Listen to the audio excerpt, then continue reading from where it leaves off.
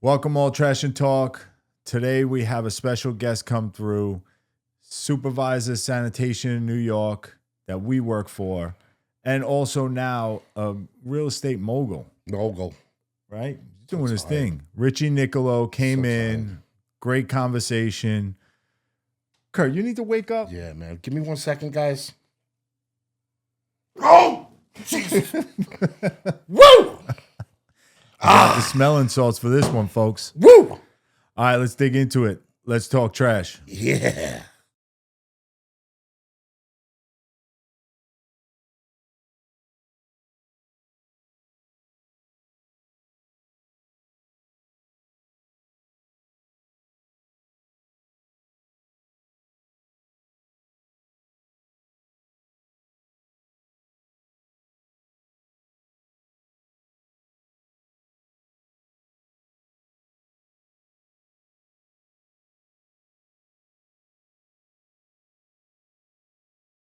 Welcome back, Trash and Talk. Me and Kurt here today. We have a special guest, a supervisor from New York Sanitation that we worked with, Richie Nichilo, who now is also, I would kind of say, a real estate mogul because he just told us he's nationwide now. Welcome, Richie. Man. Welcome. Thank you. Thank you for coming in. Thanks for coming in, Rich. How you been? Thank you. Good. I'm good. Yeah. All Life is good. That's a Post beautiful sanitation, life is good. Well, yeah. Well, you're getting the pension. You found something you love, Yeah. and you get paid to do it. Yeah. That's the goal in life, right? Yeah. Yeah. I mean, you know what? I remember telling my kids when they were going to school and everything like that, I said, find what you love, then find a way to make money doing it. Yeah, because you never feel like you're working a day, right? True. And we all know how sanitation was. Mm-hmm. It wasn't. It never felt like a job. From a sanitation worker's perspective, Yeah. physical labor, you felt it. Oh, yes. So I could say that. But yes, there's a lot of camaraderie. Yeah. You know, as a supervisor, to be honest, when you have guys like you working for you, yeah, it's not like a job. See, we did work. It's not like a Yeah, job. It's the yeah, truth. What is that? No, I mean, I was blessed as a foreman, you know, whether it was in Brooklyn North 1, where I started as a foreman, or in Staten Island 1. I had good workers all the time, Yeah. you know. But the key is you got to treat them good if you want to keep them good. Yeah. Yeah, you can't ruffle the wrong feathers and then No. get guys all jammed up, and now they come at you. So you learn that as being a foreman to like appreciate the work that they do for you. Yes. And I you know what I learned? When I was 21, I was in construction. I was a taper. We were talking we about it know that. earlier. Yep. Used to run around on stilts. My cousin owned a big company that worked out of Manhattan on high rises and stuff. I'm 21. All of a sudden, I'm a foreman. Not for knowledge. I was the guy he trusted. I was his cousin. Yep. And I remember we had an incident where he came in. He goes, all right, who could I get rid of? So I said, well, you know what? I said, I think this guy's really not doing a day's work every day. He's not doing the right thing. I take him in a room, and the guy's on the scaffold working. And he started complaining. I had to move the scaffold. I had to build it. I had to do this. My cousin takes me out, and he says, I'm going to teach you one thing today. Take away their excuses. Always take away their excuses. I took that to sanitation. Now, what's an excuse? I remember one time going out of town to Staten Island too. And the garage foreman, the 12-take garage foreman, which, you know, they all had great personalities. Amazing people. Too much exhaust. Maybe, Vampires. maybe, or just exhausted. Yeah. But anyway, fighting with a sandman about not giving him a certain truck. And the truck was going to sit in the garage floor. Yep. I know the sandman, meaning if he has an excuse, he's not cleaning. Let's put it that way. So that's Yeah, his yeah, excuse. So I'm like, you know what? Okay. I let them argue. I let them fight. He orders them out. They go out. I get on the garage floor. I said, give me a ticket. What's the truck you want? That. Take it out. And I initialed it. Yeah. I'm going to get in trouble. No. I'm going to get in trouble. Yeah. Take the truck. You I'll want take that the truck? hit. Now you know. Now I know that guy's At cleaning. least now you know he's cleaning. I get in, and the garage foreman, which I've done this before, so I knew how it was going to go. Oh, that guy took the truck. Write him up. I'm going, I ordered him to take the truck. Who are you? You're out of town. I said, yes. But guess what? when you're home sleeping, I'm going to be following this guy on every block because you didn't give him the truck he Yeah. wanted. It's not Exactly. your truck. What's the difference? If he does something wrong to the truck, write him up if he does Exactly. that. Yeah. But how can you tell him he can't have a certain truck and it's going to sit in the garage? Yeah. I could see if somebody else took the truck. Yeah. So, that's things where you have to know your people.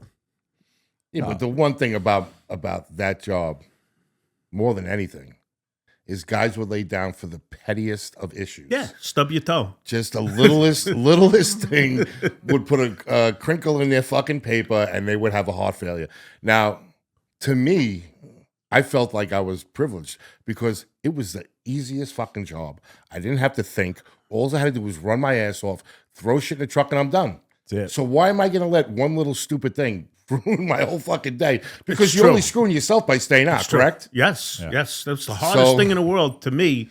it's not for the working. time is Oh, slowing down. the worst. behind That the was truck. the hardest thing about the I job. mean, I'm not saying I was the fastest guy, but to tell me I had to intentionally slow down, oh my god! When that's you like would have to, torture. when there would be a slowdown, whatever was going on at the time, and you're walking and dragging one pill at a time. Well, you're like, this sucks. we were just saying, you It's the get worst. tired. You're Yeah. more exhausted. From Way more that tired. than running around getting the route done in 2 hours. And aside from 20 years of batter on your body, let's say, it was the best job. Oh, hands down. You just had to do your job, and you never got in trouble. And I remember being a foreman in Brooklyn North 1. I think I told you this guy's name before. Patty Collins was a super, and he would say, "I believe in favoritism," and he Yeah, would it argue gets with the you far. union. Yeah. I believe in favoritism. What do you can't do that? He goes, "Well, if you do the right thing every day, you Yeah. get my favoritism. Yeah. If you're going to give me or my foreman a hard time every day, Yeah. you're at the bottom of the list. I'm sorry. That's the way Yeah. it goes." Well, we had Fasano in It's here, true. and he said that as a boss in a garage, you get more with honey than vinegar. So treat the guys the right way and the way you want to be treated, and just let shit go by that shouldn't. But you let it It's slide. two somewhat. things. I would say as a supervisor, and it's really basic. It might sound a little harsh, but basic. There's two types of people working for you: the guy who needs the hug, and the guy who needs the kick in the ass. Yeah, That's it. So if you give the guy who needs the hug a kick in the ass, that guy's not working for you. yep. You know what I mean? Yeah, and I yeah, don't yeah. literally mean kick in the ass, but I mean like you have to ride them Push a 'em little bit, or bit. just Yeah, push yeah, them a yeah. little bit. Yeah, you got a lot of or different maybe even personalities, give an incentive. and you got a lot of personalities that are different on the job. Yes, So. yes. All right. So where were you born and raised? Brooklyn, New York, Coney Island. My family's from Coney Island over 100 years. Really? How long did then you move to Staten Island? Later, I moved in to life, Staten or? Island when I got married. So you're Okay. talking 1987. Oh, I thought you were going to say 1887. My Ha bad. ha ha. My bad. My bad. I wish I was that old. Yeah, I right. could make it that and still that here. age. Shit, Yeah. that'd be great. What did so directly before sanitation, what were you doing? Was that the sheetrock? I was in taping? construction. I was a taper. That was right before you got on. Yeah, we were running around on stilts all day some days. Probably looked really good on stilts back then. You had long hair. I had like frizzy, like Frizzy? when I was young, I had a fro. You had a fro. I had a fro. I think had I a fro, seen- but I didn't know it was a fro Wait until a minute. looked I at the might have pictures seen now. a picture of you with a. Did you have That like was an the eye style rock with a back then. fro? No, that was, you know what? Somebody called it a mullet, but it wasn't a mullet because I didn't have long hair. It just grew all the way back, and it was like a helmet. I remember seeing a picture of you. It when was you the were look young. back in the day. Yeah, You that was went- the You look. had like an eye rock or something. Yeah, with the T-tops. Fit you perfectly. Yeah, that Italian retard. it wasn't even my car.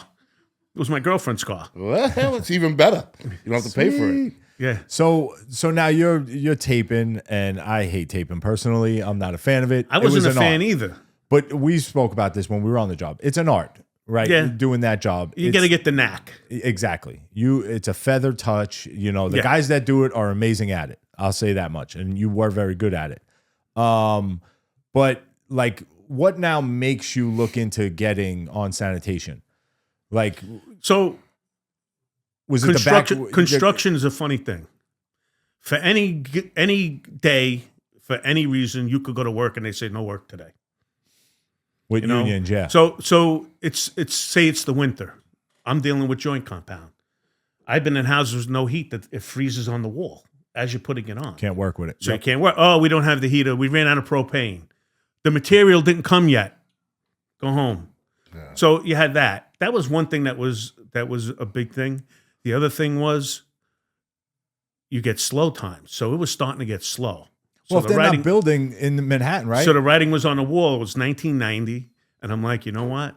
I think I better take this job. I was already living in New Jersey. I was living in Howell.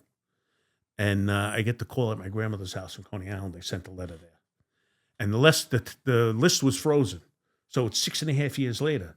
If I thought I was getting called, I wouldn't have bought the house in Jersey. So what year did you take the test then? 84. They called me in 90. Or 83. And they called me in 90. Wow. Something like that. They froze the list. I was 11. You really are old. Such a dick. So back then, what did you think of the test? The test was easy. It was ridiculous. The written test was easy. It was You didn't take the strongman test, right? The He-Man test was gone already? It was gone already. I mean, they made it to pass. Yeah. You know, pick up sandbag, walk here, drop the sandbag. You know, it was easy. Yeah. And there was no score. It was pass or fail. Yeah. So then it's a lottery. So I think my number was 88-58. I thought I was never going to get called. Actually, that was either my list number or my badge. I don't remember. It was so long But it was ago. something near that. Something near that. 8,000 something. I think our test, the test that we took, they went up as high as like 10,000, right? On hiring? Like list number? I know it got high. It did. Because it went on till 2004. Well, they always had those times where it was whether it was frozen or Then they reactivated before they could develop people the next test. sued because the test was too hard or whatever. There was always that stuff. There's always something. Yeah. So Like when I got around. there was a lawsuit for the foremen. So they felt that it wasn't a fair test. So a couple of the societies put a lawsuit together. Oh, I remember this. And the judge ruled that the test was fair, but the results were not. What the? And they demoted. Yeah. That's how It was like 100 foremen. They demoted and redid the list. So some guys were like, you know what? I'm not going back. I'm staying behind a truck. So Some guys. we talked about They that. were pretty bitter. A lot of guys were bitter. You know Paulie Pizzola from 3? Do you remember him? No. So Paulie Pizzola had his badge, right? Taken away from him. Daryl got Paulie's badge. Paulie said, you know what? I'm not going back when they call me. I'm going to say Sandman. But Daryl ended up getting Paulie Pizzola's badge number. Yeah, that I've seen guys that. Yeah, that happened with Val. Val was very bitter about that. Yeah. Very bitter. Like Val got kicked back too? He got kicked back and wound up further down the list. Yeah, that's what actually, happened. I think he got called on the second test. He had to retake the test, I think, to get called. Really? I think so. He was really bitter about it. Yeah. You know, about that. So where was That'd your be first tough. garage now as a sand worker you get on? As a sanitation worker, I was in BK12, Borough Park, 4 to 12 shift, which I needed because I worked. You were juggling both jobs at that time. Well, the pay was so bad. Yeah. You know, you have a family already. You have to earn. What was I going to do? You know, and I'm used to making a lot more money in construction. So you work in 2 jobs, you maybe fit in a side job here and there until I got the top pay. So you were able to like lock down a 4 to 12 when you first got on? A hook helps. Yeah. That is true. He does not leave that shift. There's no bullshit with that. No. Definitely, You know, it helps. Yeah, I got lucky. I knew somebody in the union at the time. All right, so let me ask you something real quick before I forget. What was the garage? North 1? No, BK12 as a Sandman. 12 as a Sandman. You show up there 4 to 12 your first day? No, I don't think so. All right, whatever your first day You had to be was. 30 days, I think. All right, so you're 6 to 2. You're in Brooklyn 12. You put on your little gloves. You got your new uniform on, and you go outside to pick up garbage with some senior guy, right? I would assume. Probably. Did you not like it? Did you hate it? I got to be honest with you. I thought it was going to be easy. It was hard. Oh yeah, Meaning fucking I was in lost my great shit. shape. How old were I'm you? working construction every day. How old were you? It's just 26. It's a But different I'm working animal. construction, and in the taping industry became productivity. Yeah. you had to produce every day. You know, if you didn't produce, they lay you off. So I thought I was in great shape, just not picking up garbage shape. Yeah. I didn't realize how hard it was until I had to do it. Because Not nobody many people realizes do. the pound. Yeah, you don't know. That pounding on your heart, man. It's just, you know, and you're talking back then, BK12, 1990, all gate work. Nothing was to the curb. Nothing. We wouldn't do good with that. Well, you know, it's your circumstances. If that's the way it was. I mean, even when I got promoted in North 1, there were some sections that were still like that, gate work. And I remember I found an old flyer showing somebody putting their can to the curb, and I'm running off copies and putting them on the heavy routes that guys were struggling to clean. And they called the community board, they called the borough on me. I got in Really? trouble. Yeah. 12 predominantly was the Jewish neighborhood. Yes, it was That almost all. Yeah. Almost all. So I worked in that neighborhood out of town during one of the holidays. Well, it's different. The holidays is totally different Well, how they handle it. anyway, Rich, I did the route and I was done. And the foreman's like, "How are you done?" I'm like, "We're done. There was nothing out." He's like, No. You got to take it from behind the gate, behind the fence. Yeah. I go, "I have to open the gate and get the pail?" I said, "I'm telling you right now, we're not cleaning." He's like, "How could you?" I said, "I'm just telling you right now, there's no way we're cleaning. You're coming at me at 6. It was like 8:30 in the morning already. It was after break." I'm like, "There's no way." But I got to tell you this: you've listen. You get in a rhythm, you find a way. Let's say, and then go out of town. Staten Island 3 on recycling, and they're doing routes with 100 lines. Yeah. And I'm like, never happening. I'll take There's the no gate work. way. I said, there's no way. We couldn't finish. You know, and not only that, I didn't know where I was going. They stuck me in Staten Island 3 with all street names. You know, Brooklyn has a lot of places have numbers. So you know how to follow 1 the through route. 10, No you know. GPSs Yep. at that time. Yeah. Well, and that always was tricky about the job and especially you're new, right? And there's still I tell people all the time, there's days they'll be like, "Oh, my cousin lives on so-and-so," and they don't, I'm like, "Where the fuck is that? I never heard of that block." Meanwhile, it could be on a route that I did for 3 years. Yeah. Every day, but I never looked at the street signs. I never I did. knew what But- I had. You know, as far as that goes, it's funny you say that because when we had snowstorms, obviously, it's in the very beginning, it's organized chaos. Yeah. Yeah. It's chaos. People wouldn't understand unless they were in the middle of it. And us as foremen, we were under pressure, get everybody out the door. That's all it was. So it was important to get everybody out the door and then make adjustments. Yeah. That's what they wanted. Yep. So I remember now, say it's the third day of the storm and things are winding down, but you have to get to what the main office would say 100%, meaning every street plowed and salted. Yep. And they would let you pick your men. And for me, I always knew that your men mattered. The men who work for you matter.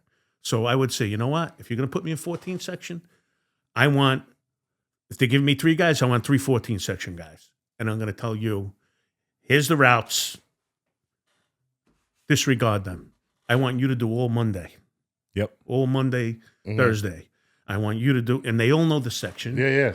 You get so much productivity because you're right.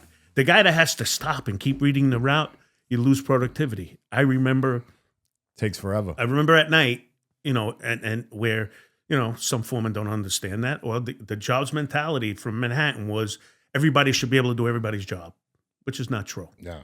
right? So they take a guy who's in 14 section all the time and put him in 11 on a salt spreader, Lost. and then get mad that the guy doesn't produce.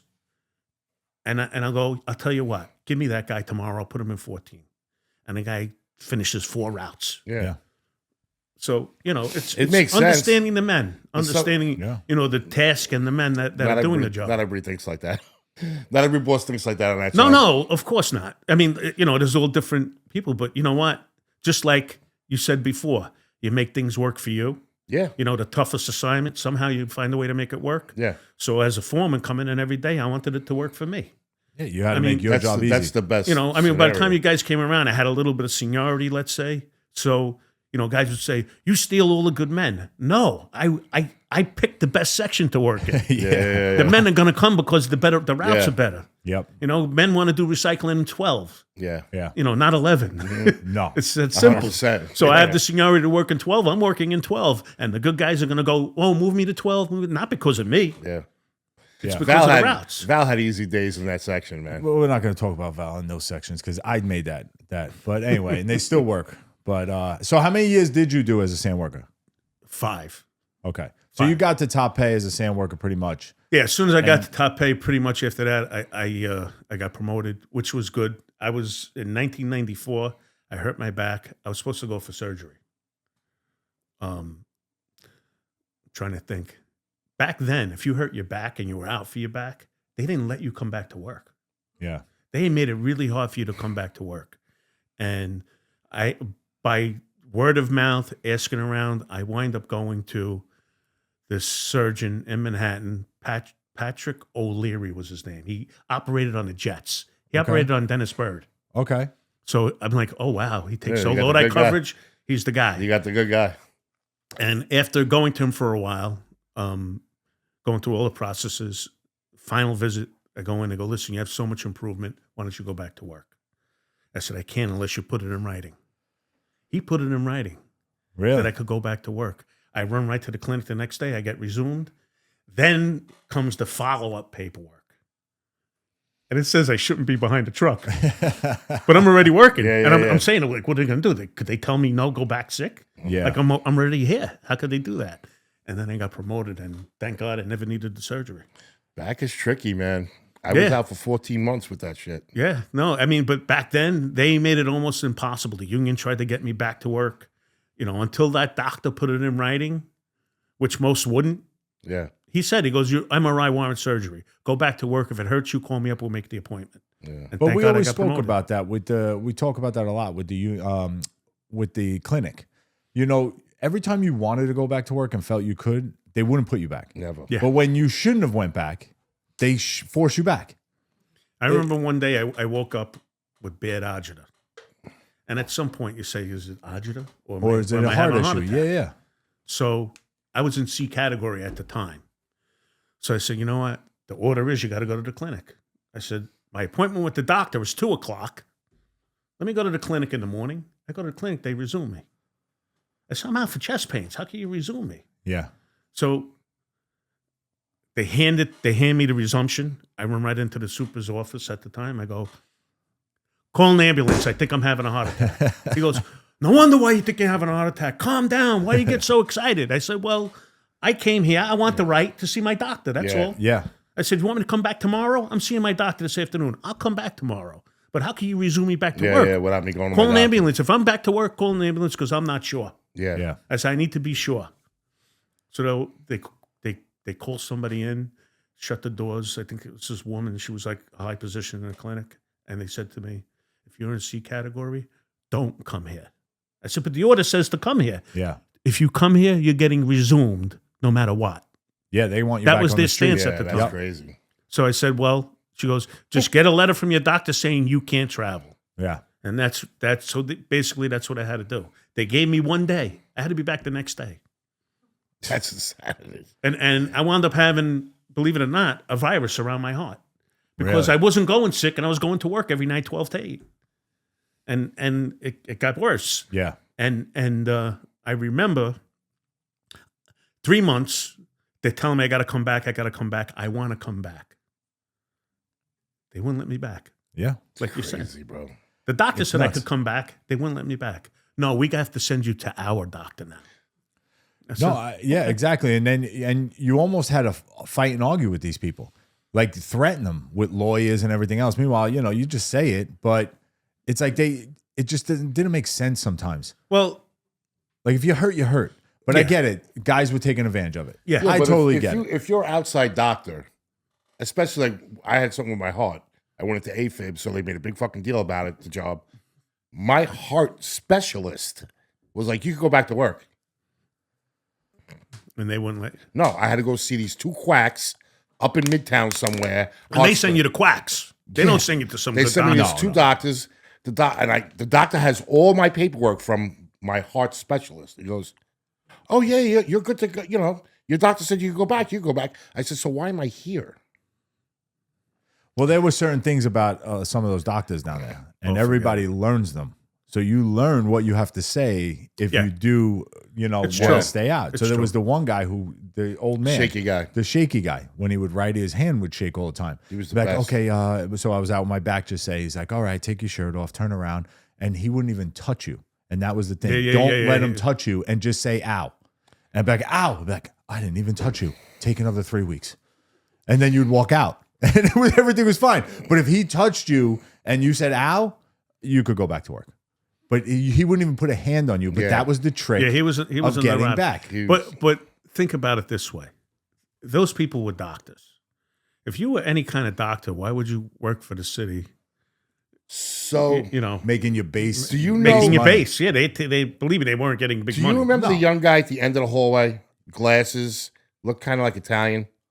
He was fairly young. Was he a foreman? No, he was a doctor in the clinic. Oh, I don't remember. He had his own practice in Brooklyn. Did he? Yeah, because my mother knew him. So I'm like, this guy's got his own practice, and he's doing this? Yeah, but It's don't, almost- they, it's don't almost- they get a pension? Yeah, they Instead get of everything part as of a it? city. They work for the city. That's probably why. It I could don't also think their pay be. is great. I used to say they were getting community service, like they committed a crime. Could be. They killed the patient. You know what? All right, you got to work for the city for 6 Some years. of them, some of them could have. Believe me, No, some I of them know. could have. That's the biggest clown show ever on a city job. It is. It is. And you don't want to know something. There's always arguments. There's always something Yeah. going on. Because if you're sick, you don't want to deal with it. You don't want to deal with the nonsense. Didn't somebody plot a gun in And there some or guy- something? Oh, probably. Anything's possible. Anything's Yeah, possible. anything's possible in that place. The shit that you used to go on in there, the arguing and screaming and hollering and, That was the worst. it was just Just crazy. the fact you had to travel to It Manhattan. was just Yeah. annoying. I mean, when I first transferred to Staten Island, I remember Steve saying to me, "You're never going to want to go over that bridge again, even if there's hours." Yeah. And I didn't believe him. After 2 weeks, I'm going, "Oh my God, he's right." Yeah. Yeah. I don't want to go. I don't want to go This to is the Brooklyn vacation anymore. I spot. don't want to go out of Fuck town that. anywhere.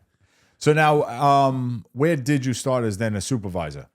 Brooklyn North 1. Brooklyn North 1. I got the 4 to 12 NDS. Oh, so you Wait, guys wait, put what? in right into the 4 to 12 spot again. It's good to have a hook. Again. Um, So you're a fisherman with all your fucking hooks. People joked around, like you say, you have a hook. And somebody said to me one time, he goes, "Rich, you don't have a hook. You have a harpoon." Well, okay. Yeah, you Harpoon's had a better than a little hook, more. brother. But the guy was a great guy. He helped so many people. Yeah, but there were, to be honest, you want to talk about that quick. There were a lot of people on the job that had hooks, whether it was a relative, a friend of a friend, whatever it was. And some people used them the right way, Yeah. right? Yeah. And the right people were that you didn't know they had hooks. Yeah, they got a spot, but you didn't promote it. You didn't No. because you don't have what I have. That's why I got this spot. Like There were guys jerk-offs that did that. Oh my God. Yeah, they were Like I annoying. remember one guy when I came on the job, and he used his hook so much that they fired him. Well, that's He what was- I'm saying. He was so abusive. But he would say, people say they got to make phone calls. I got to make one call. He used to say it all the time. yeah, it's And he got stupid. fired. It was almost hysterical because he was so cocky But about it. He thought he was backfired on him. he thought he was untouchable. Exactly. And you put those people in the wrong spot when they are getting phone calls like, this guy's a jerk off. Like, Yeah. why would you put your name out for this guy? Yeah. No, You listen. It's happened a lot where I've seen hooks tell guys, "That's it. We're done." Yeah. done. And they should. You know, good because- for them. No, I mean, we were talking about something on the way here that I said, I didn't realize I could have called my hook for this because I never wanted to. Even though the guy would have did anything for me, I felt like I was bothering him. Exactly. Listen, My hook asked me all the time. Anytime Yeah. I saw him, he My said, "I'll put you up in the office on Work Street." No. Because why the fuck would I do that? I'm having so Yeah, much yeah, fun yeah, in the yeah. street. My guy tried 4 times to get me on Ward Street. Yeah, and he 4 times, understood and I it. turned to the. You know what? The last time before they had 311, they had the action center. They called it. I remember that. So he was going to put me in the action center to run the action center, and I called him up. I said, "Why? Like I know people who are dying for these spots. Yeah. I can't do it." He goes, "You have to tell me why." I said, "My kids get out of school 2:30, 2:45. I have to be home. That's why." it. Yeah. And you know what he said to me? "That's the only excuse I'll take, family. Otherwise, you didn't have a say. You were going to work there." So I'm like, okay. Listen, my What can I cousin say? was my You know, This guy boss. was dangerous, this hook. Jeez. My cousin was my boss. I said to him, "Why me?" But I said to him, "Why me?" He goes, "Because I know if I give it to you, it'll be done." Yeah, won't and have to worry that's about a respect thing too. Yeah. I respect that. Yeah. Well, a good hook is only going to help you so much. If he thinks you're a douchebag, he's not helping you. Oh, yeah. Well, yeah. He'll throw the first hook Hey, out for you. I developed and that- let's see what this guy does. I developed that relationship. Yeah. It wasn't like it was handed to me. Yeah. You know, when I said I had a hook when I first came on a job, it was somebody different. yeah. But that person retired. And I developed a relationship with this other person, which, you know, became really big. Yeah. I didn't, you know, and he became really big in the department. Listen, man. And if you wanted something, people had to go to him. I didn't know that. Yeah. Like, you know, I had somebody else trying to help me when I was getting promoted.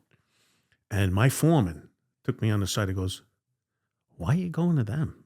He goes, "You got the guy they have to go to. You got the middle. You got the top They guy. have to go to him." He goes, "No matter what, they have to go to him." So I'm going, He's crossing his desk. Take the middle guy out. yeah. So I had to do that. And the type of guy he was, it wasn't like, "You're my friend, you got it." It was Yeah. like, "Rich, you're the first person to ask me, so you got it." Okay. So that was Yeah. fair. I said, Yeah, "That's yeah. fair. If somebody else came to you before me, Yeah. so You be didn't it." abuse it. So if you have a hook out there, people, and you're on the job, don't abuse it. No. And You you know, it's worth having a guy that you could trust and will trust you to not jam them up. Yes.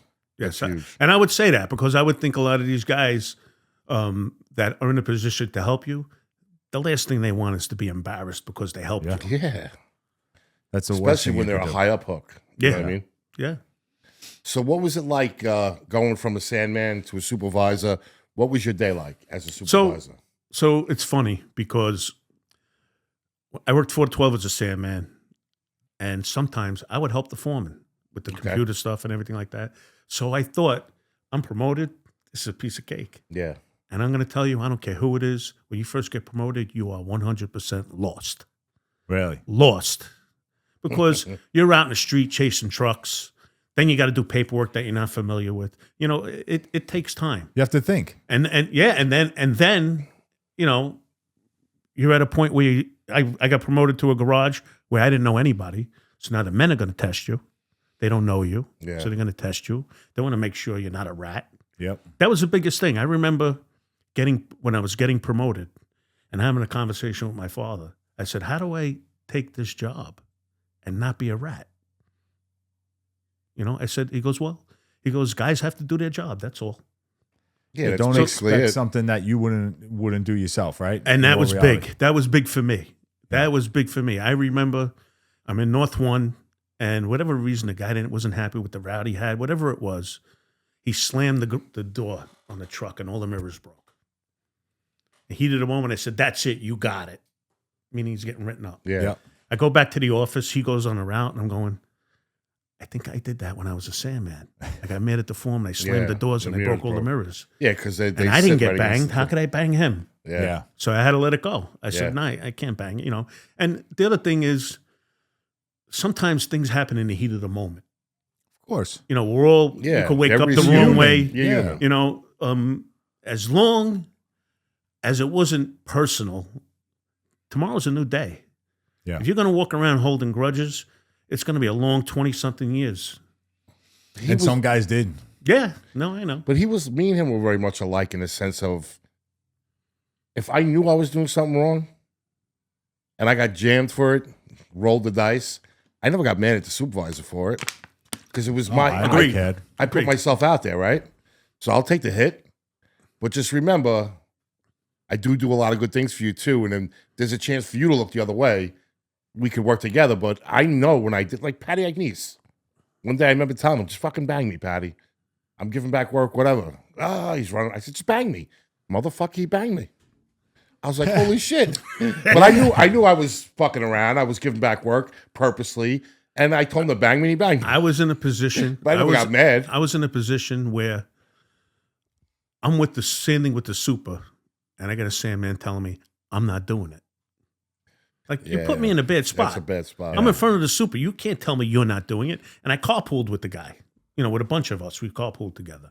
Sandman and foreman together. Yeah, well, that's. But they were tricky. good guys. They were good guys. That's I got to say tricky. it. And I'm friendly with the guy. I said, but he put me in a bad position. I said, "All right, don't do it. I'm going to have to bang you." Yeah. "You're going to bang me? Yeah, You're going to bang." I said, "What choice did you just give me?" yeah. You Yeah, just you said didn't it in give me front a of the choice. And he super. ran into the office where the shop steward was, who was also in the carpool. And he goes, just go out and do it. So it was a Like, great what's the ride home problem? that day. Yeah, the fun ride. I've home. tried to remember, actually. I don't remember the ride 'cause home, you but it probably so was not fun. No, you were probably just, Probably like, was just not fed fun. up. It was quiet ride home. But what I'll tell you is I felt terrible on the way home.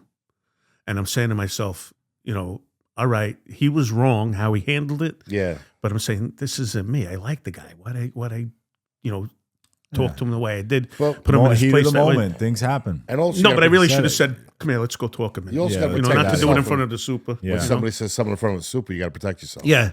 But I Bottom thought line. about it, but it made me think, and I realized something, that I was drinking 6 cups of coffee a day. Yeah, you which And I was woof, Fucking whacked bad. out. you were like, And I gave it up. I gave it up like right after that. Because I said Coffee? I'm not myself. Regular coffee. Oh. I said I'm not myself. I said I If was you're drinking that aggressive. much I was coffee, you're like a aggressive. nutbag. I was aggressive out in the street. You know. So what part of being a supervisor would surprise most New Yorkers? Like, because they see the garbage truck. The only thing they see of a foreman is randomly, maybe when they're following a broom or something like that. What would surprise New Yorkers Or writing a about it? ticket. They think they write the tickets. I think the public. I would think the most surprising thing would be how efficient we are in snow, because they don't see it. Yeah. They don't see every route's numbered. They don't see every route has mileage on it. Everything is accounted for. Yeah. I mean, most people don't know every truck gets weighed. Yeah. It gets weighed when you dump it and weighed after you dump it. Yeah. Like, they don't know how organized the job really is. You know, it seems like stuff is random, but nothing is random. No, everything's accounted for. So you know, a snowstorm is organized chaos. Yeah. That's what it is. If it's smooth, you're wondering what something's wrong. I missed something. I forgot something. So what do you feel, this next question, is more stressful, a snowstorm as a supervisor or a sand worker? Supervisor, 100%. Yeah.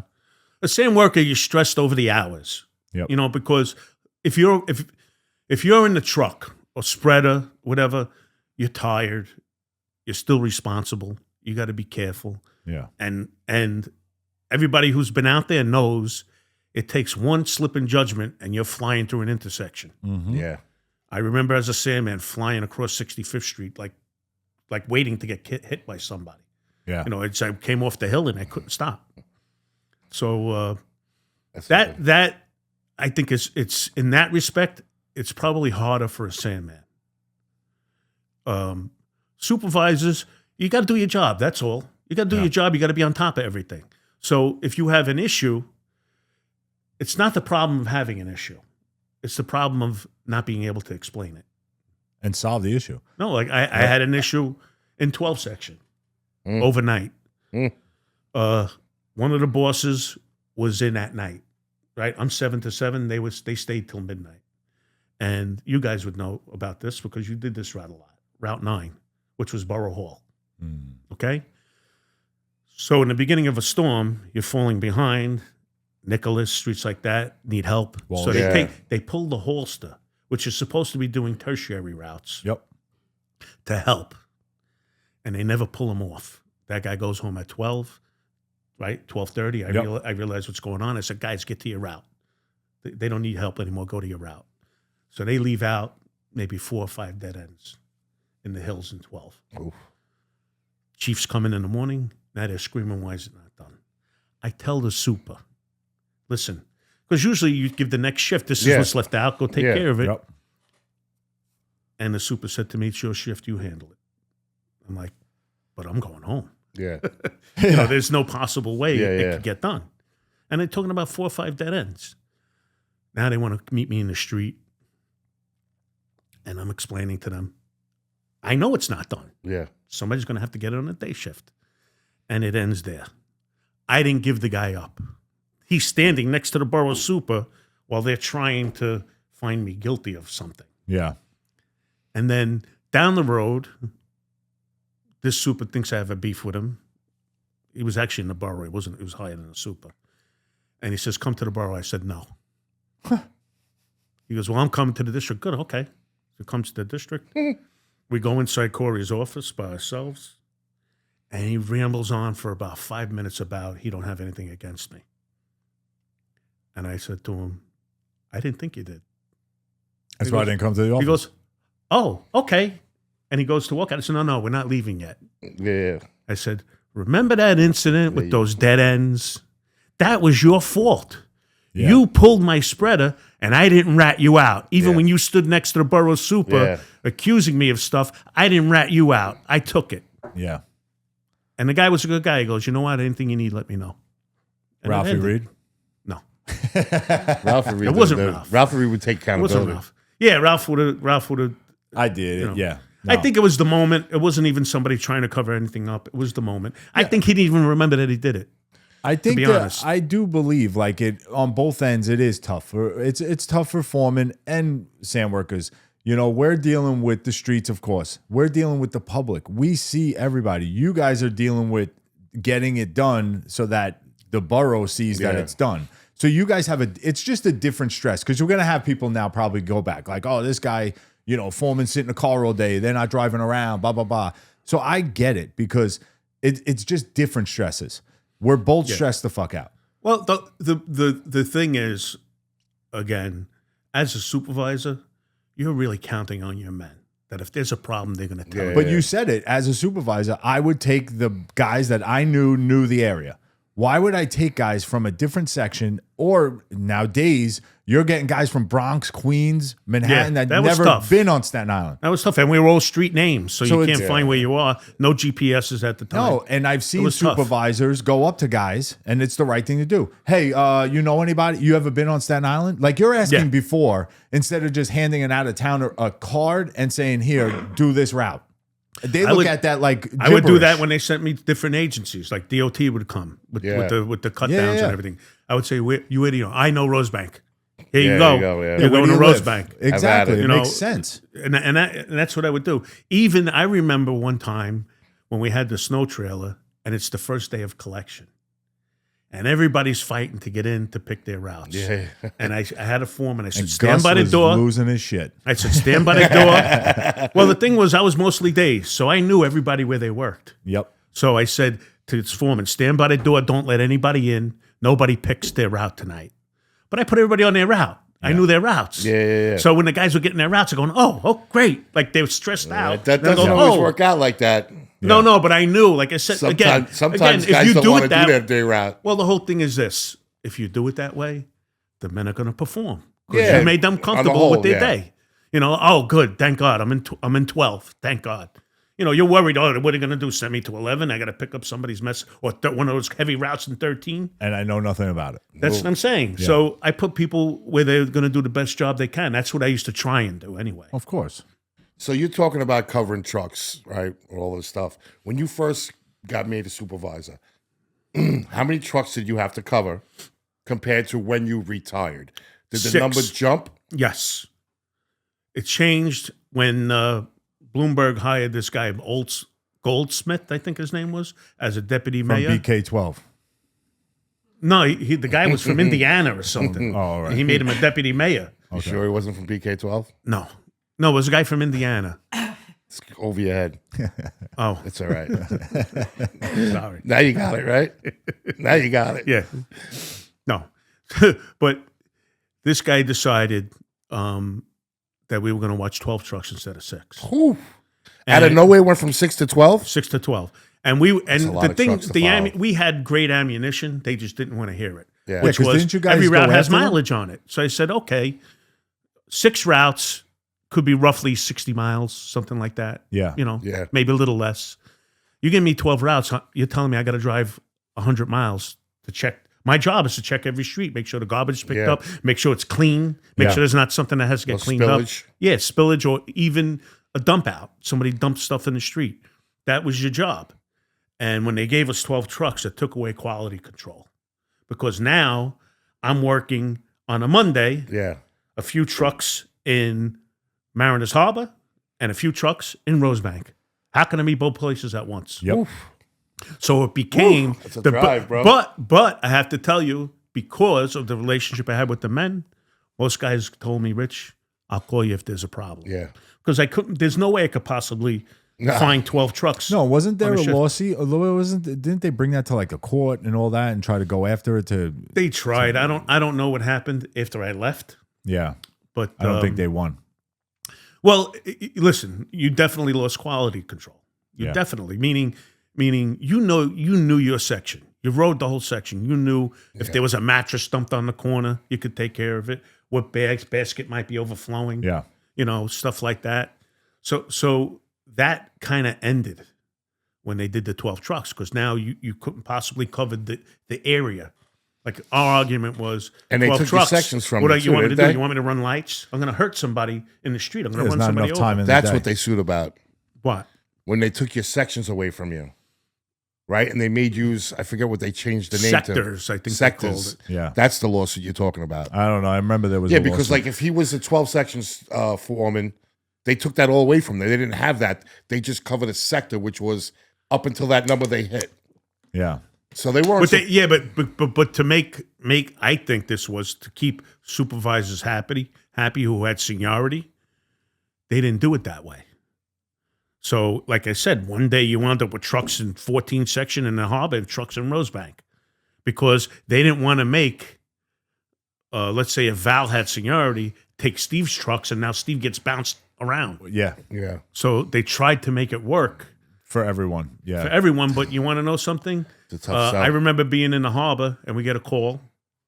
Doherty, the commissioner, cans are in the street on Bay Street, and I'm in Mariners Harbor. So right away they call me. I'm the foreman.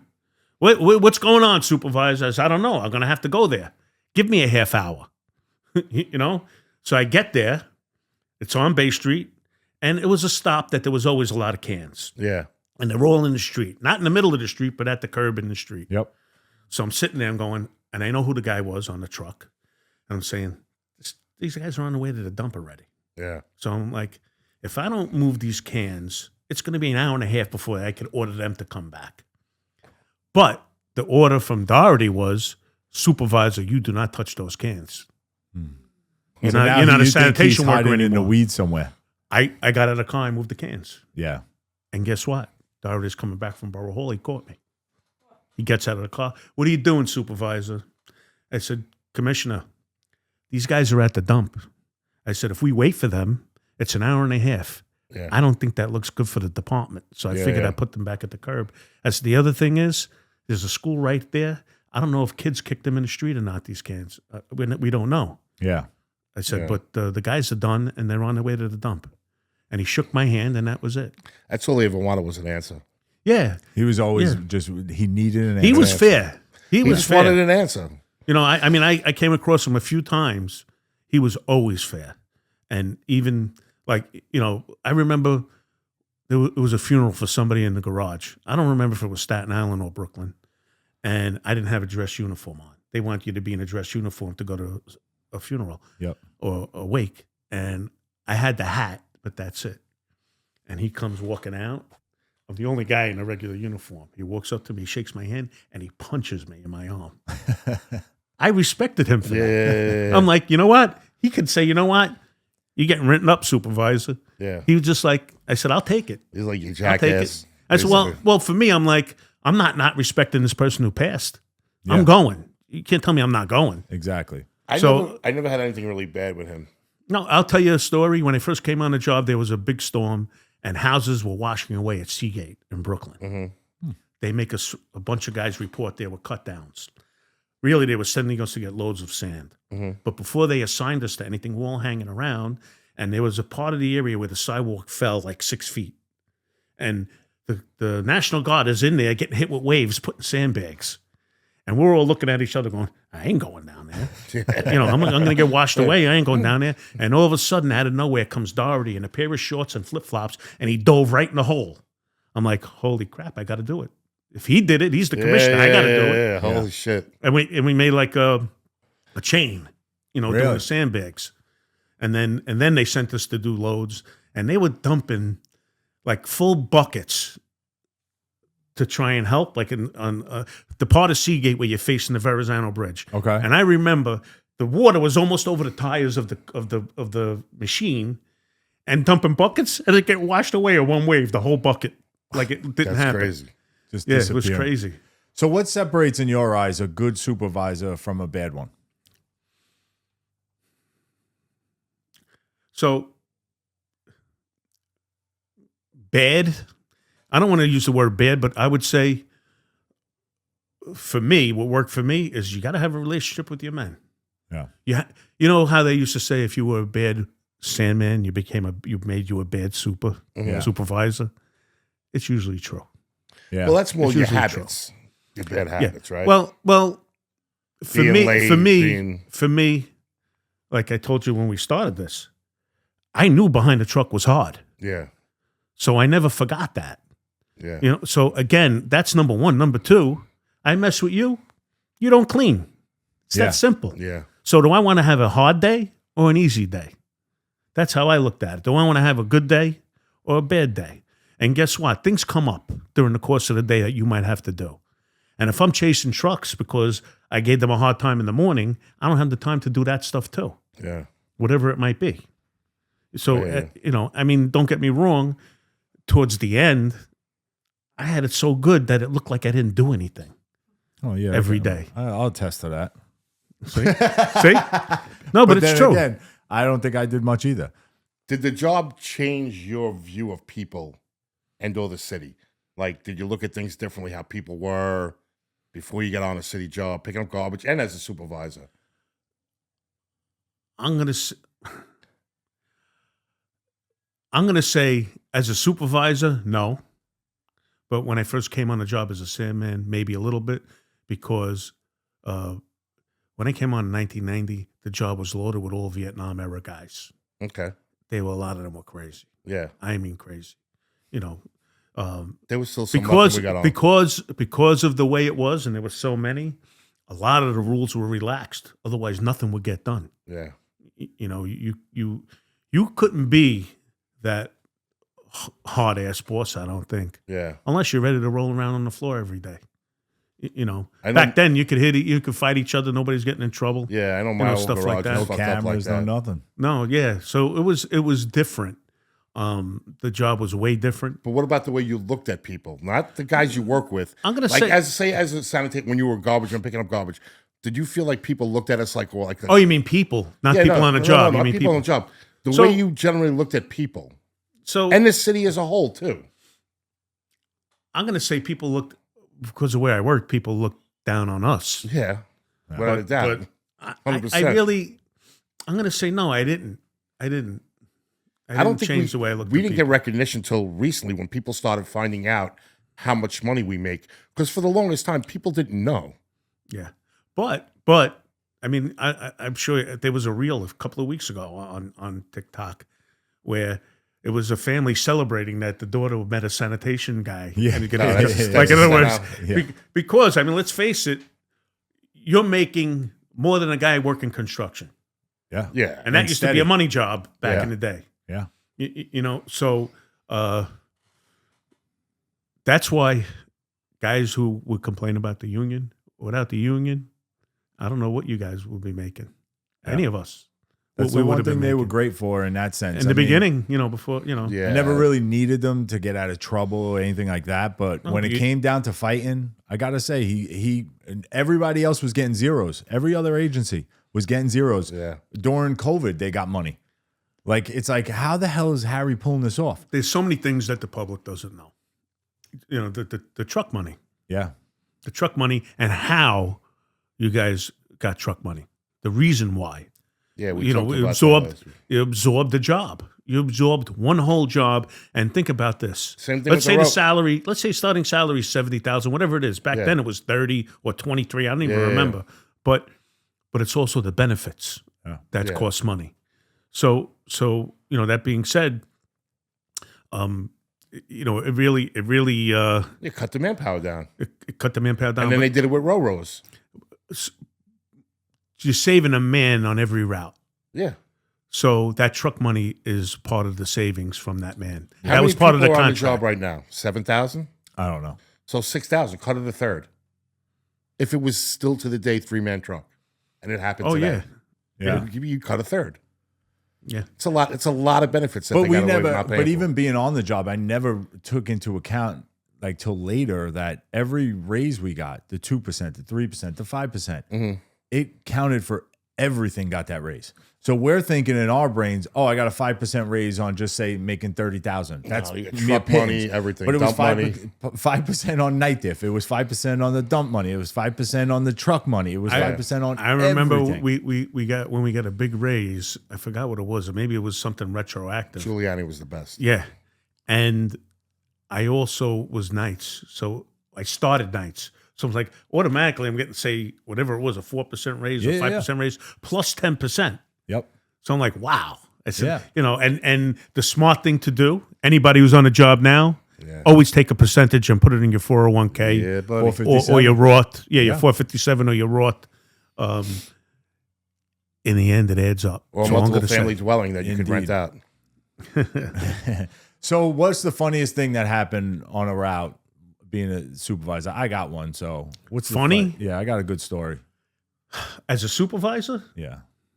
Like that you saw, like a guy do or a worker do that was just like, Guy in a wedding dress. I could give you a funny story that happened to me, thinking, you know, like I know everything kind of thing. Because it's kind of like, you know, you're doing this a couple of years, you think you know everything. Then you do 2 more years, you say you think you know everything. Yep. And every time you go a couple of years, you think you know everything until you get proven wrong. Yeah. So I'm in North 1, and foreman calls me, Rich, I got a truck in my section, noxious fumes. I said, come on, I'll show you how to handle it. It's a new foreman.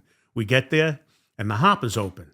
And we're saying, you know, we should maybe close the hopper so people walking around don't get, because now everybody's feeling sick. Yeah. And you know how trucks are fixed. Sometimes the handles don't go the opposite way Yeah. than they're supposed to when you Yeah. cycle the truck. Yep. So the 2 Sandmen are not feeling good already. So I go to close the the hopper, handles. just to close the hopper. They go the opposite way. I get hit with the fumes. Next thing you know, I'm in the ambulance with them. That's the most embarrassing thing. So it was like a cartoon. Like one It was. goes down, one It goes was. down, one goes down. Yeah. No, so I got a story with you. I don't know if you remember. We were on Decker Avenue. I forgot who I was working with. And we're doing Decker Avenue. You know, as a foreman does, you pull up, like just say we're pointing one way, you pull up pointing the other. So the driver's side window was literally lined up with the fucking hopper. I got sprayed with shit. Yeah. I didn't remember that you were there, but yeah. So I'm the Literal shit. It's literal shit. it's cycling. And he pulls up and the window's down. And I don't have it quick enough to say, like, dude, close your window. It's like, sprayed. I don't know.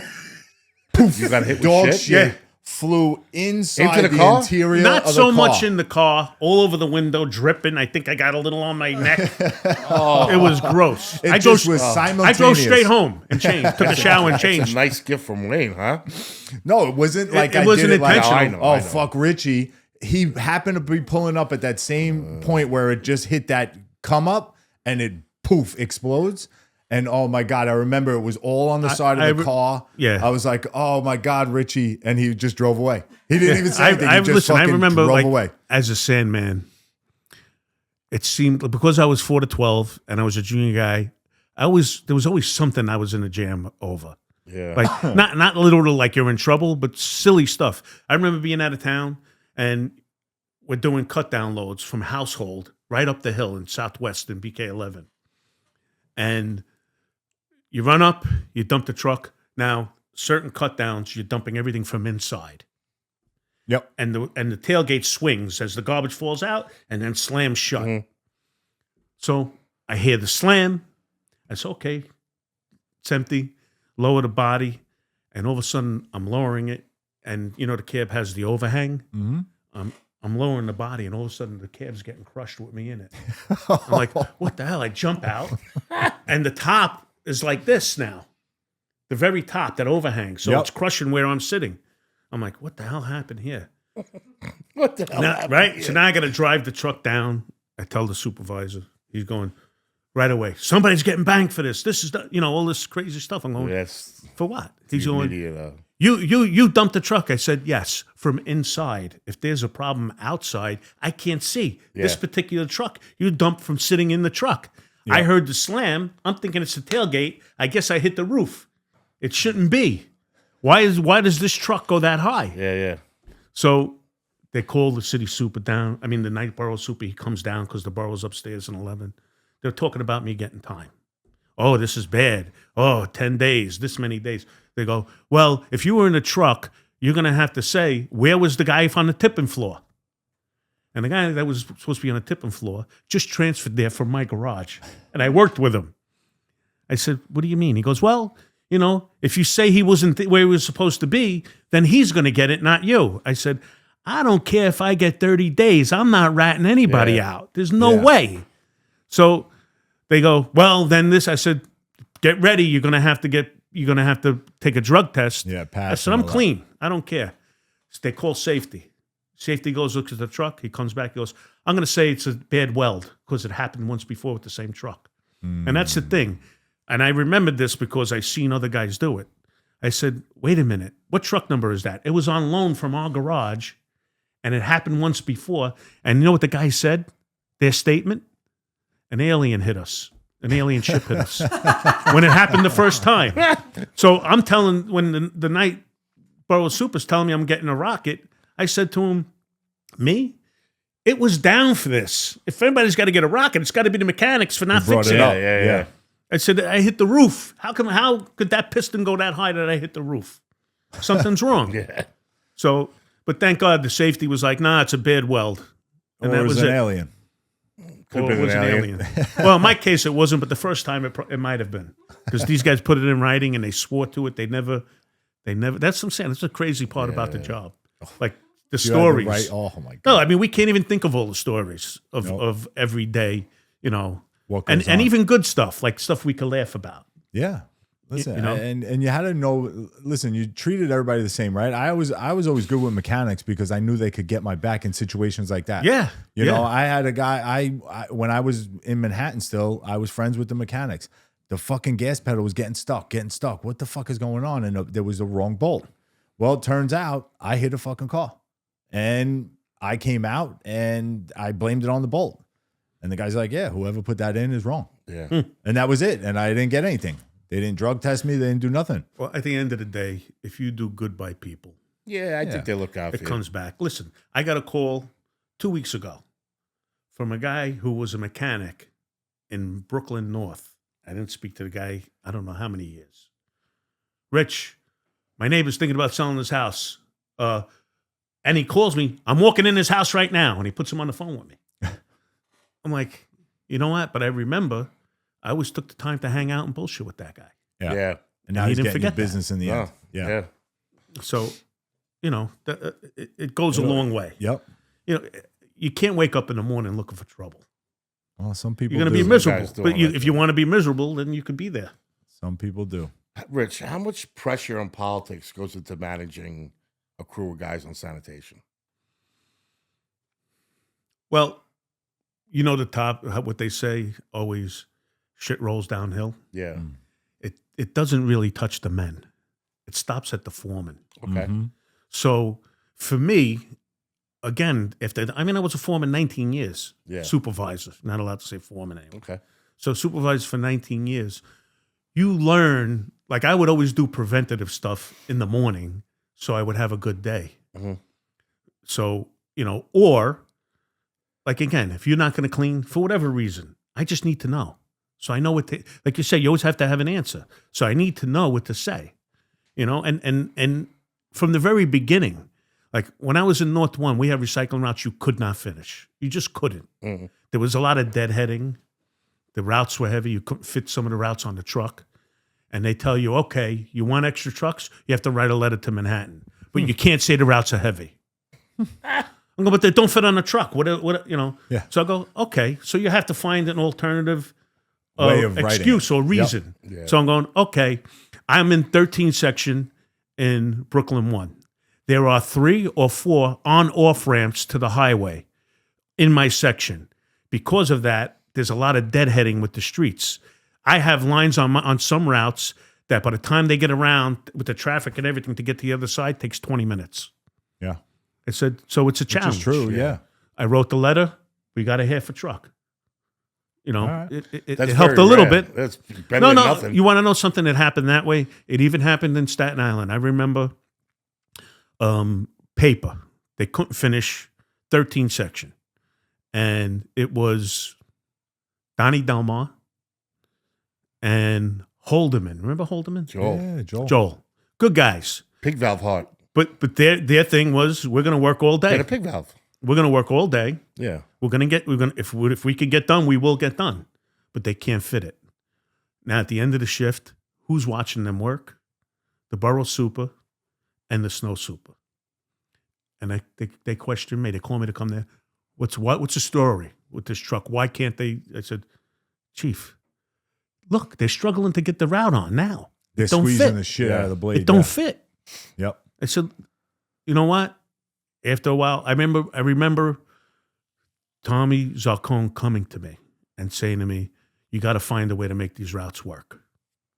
He said, you got to find a way. I need your help. Oof. And it's Right? not easy.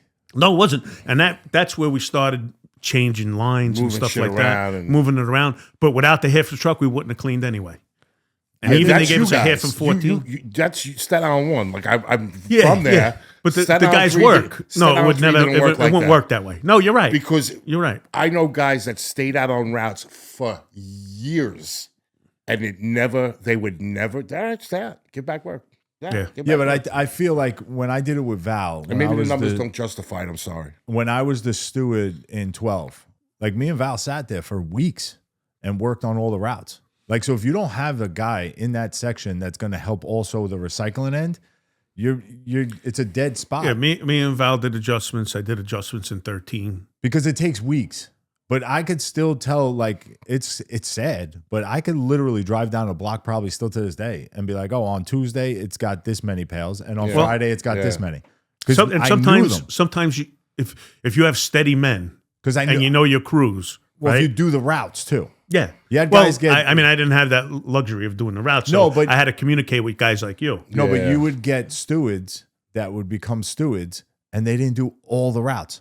I was a guy in 12 that bounced around Yeah. and did every route, so Well- I knew all Well, the routes. when you guys came a lot to the garage, a lot of the senior men were leaving, and junior guys were getting shop steward spots. You had it. Yep. You had it. My brother. You know. Dags. Yeah. So I'm saying, so you guys kind of took over, and in a way, you didn't bring the old habits like you're saying. I'm doing this route for this many years. We're not changing anything. Yeah. yeah, no, You know, we so- made it work for everyone. Yeah. Well, and- that's the way to be. Well, Right? I remember in 13 section, I had one guy who all he did was stay out every time. He finished the route every week, Yeah. but he stood out.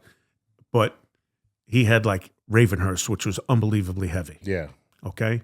I have another guy who's runs every week, can't stop him, try and tell him slow down a little bit, don't listen.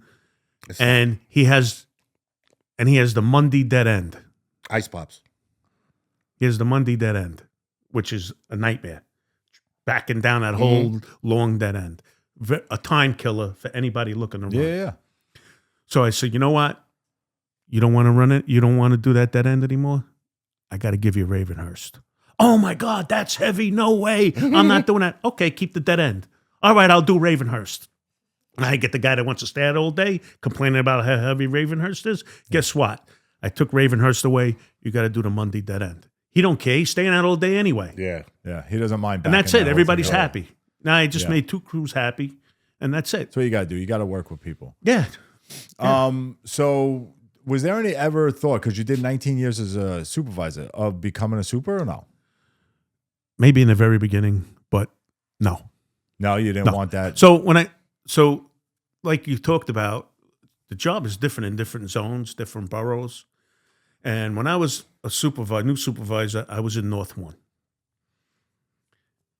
The superintendents were verbally abused every day by the borough. Not the foreman. Like I would see a super sliding lower and lower in their chair, and I'll go, give me the phone. And I would get on with the ABS. What's the problem, chief? You know, again, they have different responsibility. Yeah. I had 8 supers in 2 years, so everybody's new. Yep. They're not sure of themselves, so they're not really ready to fight. You know, but as supervisors, you have 8 supers. Basically, the foreman are running the district for a while. You know, when you're going through that turmoil. In and out. Yeah, turnstile. Yeah. So I was like, I don't want that. I said, and not only that, it became a glorified clerk position. The superintendent never left the district Yeah. for the most part. I wanted to be in the street. I hated being inside. No desk work. Yeah, it's not for everybody. So when it came to super, believe me, I had my hook go, lock yourself in a room and study. You know, and So he you wanted, took the he wanted test. to move me along. Did you take the test? I never studied because I didn't want it. Yeah. The first time I took it, I remember the book Collecting Dust somewhere. and you know, then what happened by the time I got to Staten Island, I'm like, I have too much time. If I become a super, now I have to start at bottom pay as a Another super, 5 years. work my way up. You know, like you see guys who get superintendent 17 years. Now all of a sudden their retirement plan went out the window. If they wanted to retire, Yeah, now at they got 20. to stay. Well, because it makes sense to stay to build up your pension numbers. Yep. Yeah. So I was, I got to a point between that and again getting back to I had to be home for my kids. Yeah. That was my thing. That was the most important thing for me. So Yeah. I'm like, if I get promoted, I could be in the Bronx. God knows where they're going to send me. Well, you have to get to the hallway at Staten Island 3 to do your pitching with your daughter. You know about that? I was there. Oh, yeah. I was there. So it was after work. So you my weren't daughter working. pitched windmill in high school. Yep. And in travel, and there's nowhere to go in the winter, unless you want to really pay. And Mac was the supervisor, 4 to 12 and 3. Yeah. He let me use the hallway. I put duct tape down, and she would pitch in the hallway.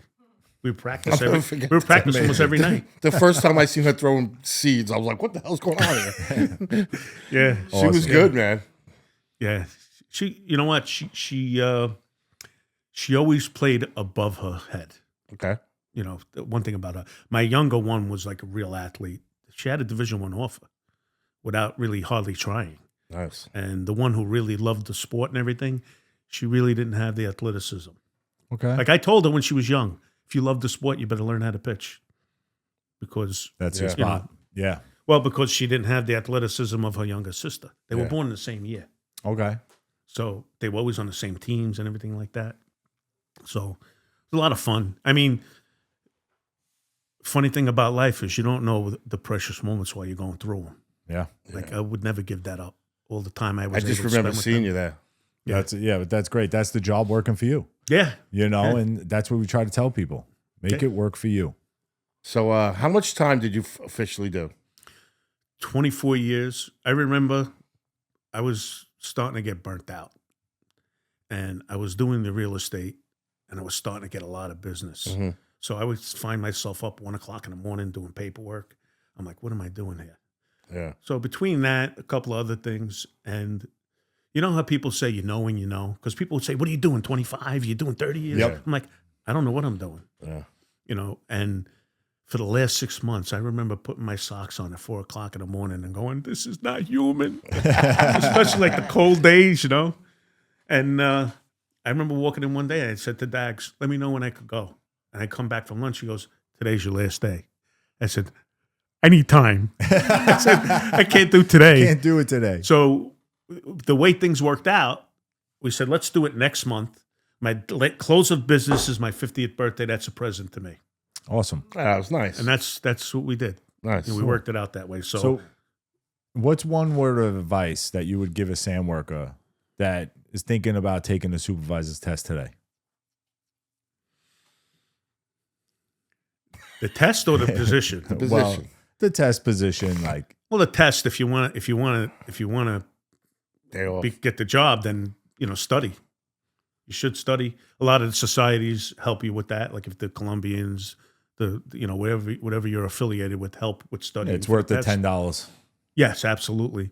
But the job is so different from when I was a supervisor that it's not an easy job. So I would tell somebody, if you can get a spot as a supervisor, take the spot.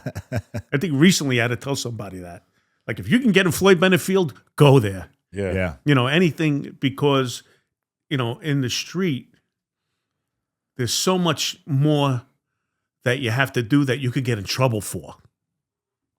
Well, there's a lot more You're eyes answering on you now. emails in the street. You're taking photos of everything Yeah. you do. Oh, that's There's that was GPSs. towards the end, right? When you were taking pictures of baskets and shit. That they want you to do that now. You have the computer in the car. I remember like when we just first started with GPSs on the trucks, and they send me to 11 section to find the truck. I go on Bay Street. The truck's on Bay Street. and the GPS says it's in the middle of the Hudson River. I remember that. And then there's a better one. Show it in the water. There's an even better one. And sometimes our boss, I don't want to say names, would get mad about the things I would say on the radio. So one time, they sent me to find the truck. And on the GPS, I can't find the truck in the street.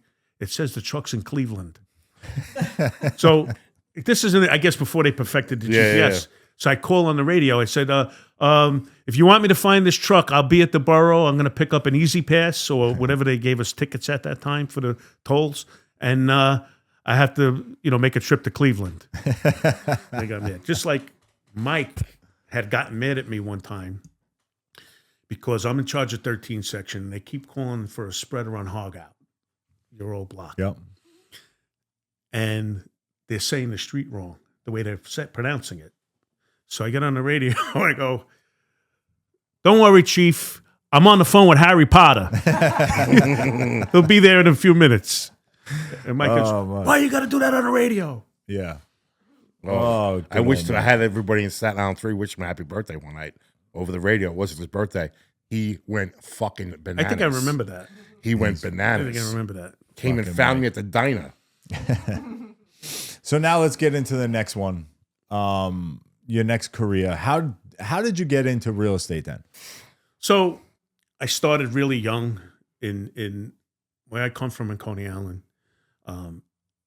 People were running. As the kids get older and everything, they're running out of Brooklyn, running out of Coney Island, mostly going to Staten Island. Yep. And as they were leaving at that time, there were no mortgages. My father was buying houses and my grandfather with handshakes. So before we knew it, we had, 10 houses on one block. And I'm 16, 17. Rich, it's the 5th. Go get the rest of the rent. Rich, they said there's a leak under the sink. Go take a look. Let us know if we got to get a plumber. Stuff like that. So I had it in me. And then I got married young. And I was really involved with my kids, with sports and everything like that. Everything else took a back seat. Even the job Yeah. took a back seat to that. And once they were like graduating high school and stuff, all of a sudden I had all this time. Because they didn't need me for that. Yeah, you're not running See, around. kids anymore. always need you. Yeah. Don't forget, no matter how old they are. Yeah. But they didn't need me for that Yeah. anymore, to be around all the time anymore. Yeah. Neither did they want that. So I started getting involved. I started going to these seminars for the investing side, because it wasn't like I could sit down with my father and ask him every little thing he did. Yep. So I said, I gotta now fill the gaps that I don't know about. And I paid for this one thing a ton of money, a lot. And my attitude was, if it helps fill the gaps for me, what does it cost to go to college? 30, 40, 50,000 a year, some places. So I'm going to pay for 1 year. I think it cost me 36,000. To do that seminar. And they gave me, you had multiple seminars throughout the course of the year, and they gave me a guy, an investor, to hold my hand. He said, find everything you think you might want to buy in Staten Island. That looks like a deal. And he came out in the street with me. And the first house I bought, which was on Clove Road, I brought it to him because I made the offer and I wasn't getting an answer from the realtor. And he was doing a clean out. And all the bags are piled up behind the gate. I said, I could send a truck for that. But when I called this guy up who was my coach, I said, listen, I put this offer in. I'm not getting an answer. He goes, where's the house? And he's running the numbers. He's going, and I hear him under his breath, how did I miss that one? The guy was teaching me. Yeah. So he said, call him up and tell him you'll pay $3,000 more as soon as you hang up with me. I did that. I got the house. So that was the start. So you got more into the investing end In the first. beginning, so what happened was, when you take these courses from so-called gurus, they discourage you from getting your license. Oh, you're regulated, you can't do certain things. And then I'm on the job and I see somebody doing a clean out. It winds up being a real estate broker on Staten Island. And I tell him I'm an investor and everything. He says, here's my card, call me. If you need anything, you want to buy something, call me. And I'm in the house one day on Bodine with him. And he said, why don't you get your license? He said, you know more than 90% of the realtors that are out there right now. Why don't you get your license? And I thought about it. This person had accumulated millions in real estate, and he's licensed. Yeah. So, once he told that, I'm reflecting on it, and I'm saying to myself, you know something? The reasons that they're telling me not to get my license, these gurus, is stuff that I would never do to anybody. Yeah. I would never do that. You really need a strong moral compass. So I said, I can't, I'm a sanitation guy. I can't keep buying houses. I don't have that kind of money. Yeah. Yeah. So I got my license. The first year I sold one house and I got in trouble for it. We were talking about it on the way here. Yeah. It was somebody on the job, a superior, and somebody called up and said I was working real estate on city time, which was not true, but they made a whole big investigation. I mean, they seized computers in the garage. Really? They And made a this whole is big at thing out one? of it. At one. They made a whole big thing out of it. I really wasn't there much, huh? Well, I don't know if you guys were in the annex at that time already. Probably you could were have in the been. annex already. And I'm like, I'm not worried because I'm like, I didn't do anything wrong. Yeah. They decided that I sold a chief a house, and that's a business relationship. You're not allowed to have a business relationship with a superior or a subordinate. I know the story. Okay. So now I'm like, oh my God, I have 6 houses in contract with sanitation workers right now. They're subordinates. This could be like, could explode here Yeah. into a really bad thing. So with that, and because like I told you, tired of waking up, putting my socks on at 4 o'clock in the morning, I said, you know what, I'm done. I'm working too many hours. I'm done. And I retired, and they still came after me. Really? They said what you did was a conflict of interest. You sold the chief a house. That's the conflict of interest board. This is a civil case. So they fined me $1,500. They fined the chief $1,500 that I sold the house to. And then it went away. And then you just went fishing on his boat. Yeah. Because I Exactly. remember who it was. I don't Yeah. rememb the whole build up. And But it all was the nonsense. silly, because I was told it was an anonymous sanitation worker that made the call. Yeah. That had a bug So- up his ass for you, you know. You know what? Usually when it's something like that happens, it's a guy that's smiling at you, Yeah. Yeah. not the guy that you think it is. I So, smile like it wasn't me. well, I never thought it would ever be you. I wasn't there. I wasn't there long or you. enough. Or No, long but enough it during wasn't the that. day. You I guys didn't never get took it involved in that- nonsense like that. That's yeah, nonsense. just didn't take it that It's serious. that's I didn't take it serious when it was happening. That's petty They questioned me, right? So I'm in there getting questioned. I have the union lawyer with me. We were talking about this on the way here. And he goes, when was the last time you wrote somebody up? I'm like, I don't recall. I really did. I think maybe I wrote 3 complaints my whole career, 19 years. So he said to me, what do you mean? How about this many years ago? How about that many years ago? And the lawyer goes, let's go out. Excuse me, we want to go outside a minute. Go outside. He said, look, they're going to look to say that you won't write a complaint because it's going to hurt your real estate business. I said, okay. I get back Sick, in. right? Yeah, I walk back in. Before I could sit down, the guy says to me, so, Mr. Nichilo, you want to change your story now? I said, absolutely not. He goes, okay. And he starts going through the years. At the time, I had my license 2 years. And he goes, is it 2 years since you wrote a complaint?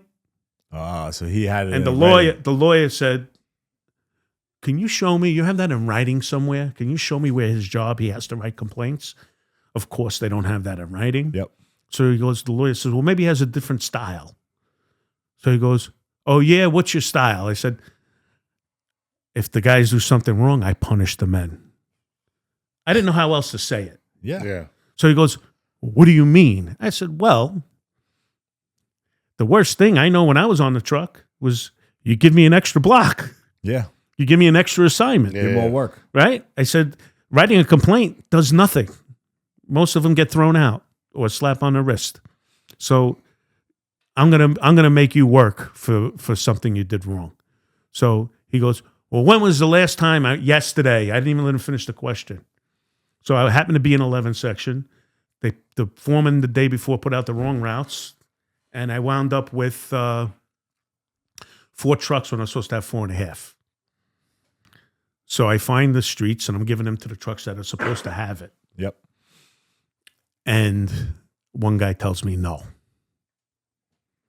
So I go, okay, I'm giving you a direct order now to do it. So he goes, well, what did he do? I said, he did it. I said, what if he didn't do it? I said, I'd be telling you I wrote a complaint yesterday. Like, what do you want me to say? So they tried to tell me I couldn't sell real estate anymore because I didn't notify the job of a second job. Now, I wasn't going to say everybody has a second job. Yeah. I'm not going to throw anybody under the bus. Yeah. So I look at it. There's the guy who's interviewing me, who's the lead investigator, and the guy in the street who was following me, young kid, probably making $20,000 a year at that time. And he what did he say to me? He said something to the effect of, they couldn't find that I did anything on city time, because I didn't. I really didn't. I mean, I was trying to think if I did something, because something like that's going on. You're saying, did I do that? Did I do something? Did they I'm catch saying, me doing like, something? They could have caught me going into the real estate office to use the bathroom. Like I was out in 2 minutes. Yeah.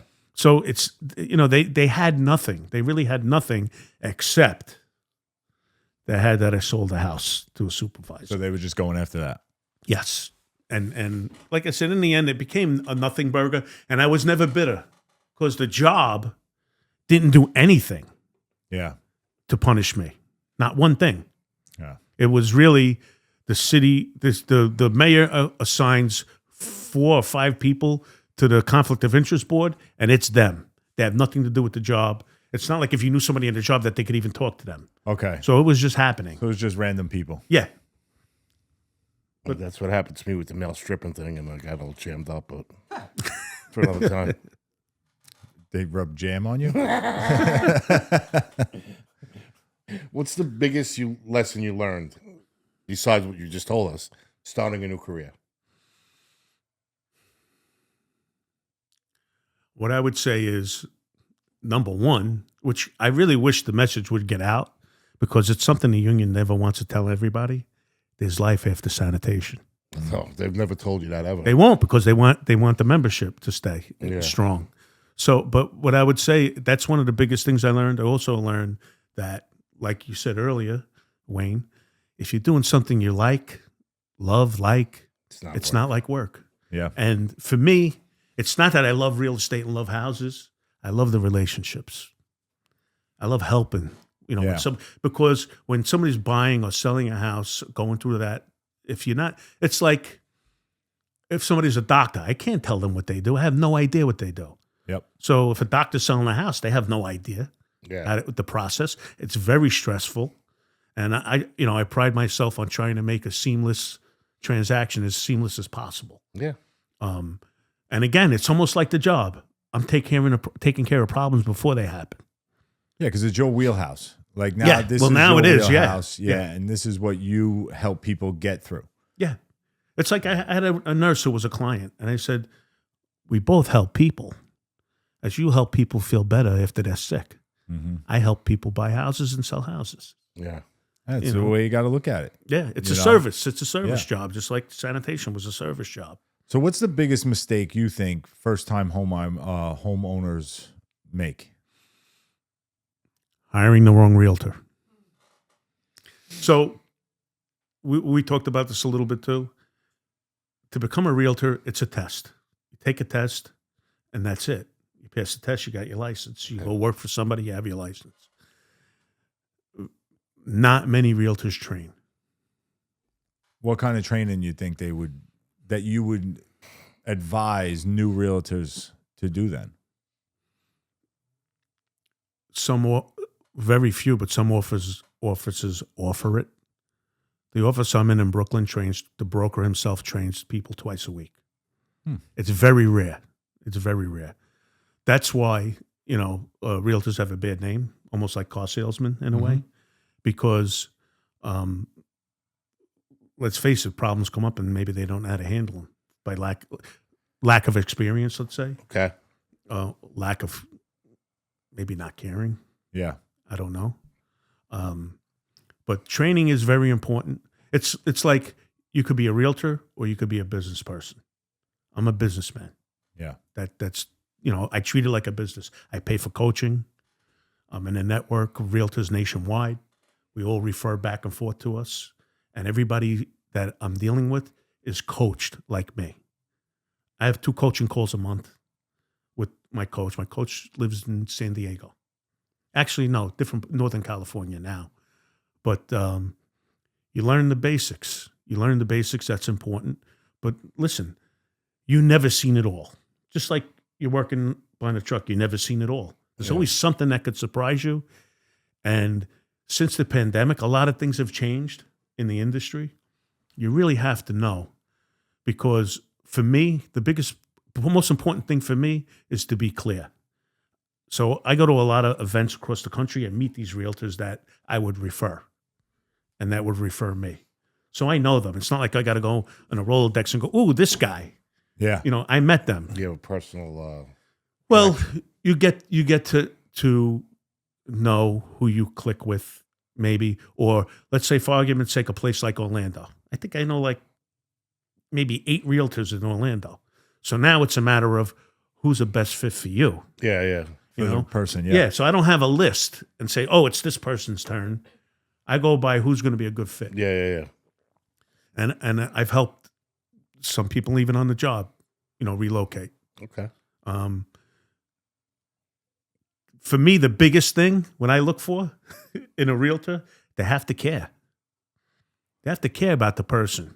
It's not just about the money. No. So when I first got my license, I said to myself, I'm going to treat everybody like they have my family, because it'll force me to do the right thing Yeah. if I think that way. Yeah, that makes And sense. and that made me go for the training and all that stuff, because I said, how can I help you if I don't know what I'm doing, or I don't know how to True. handle a problem?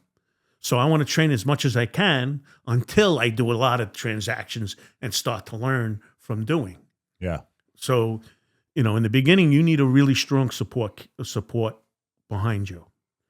A broker or You somebody. can't just take the test and think you're going to start selling houses out the You gate. you can, but most people leave the business because you don't.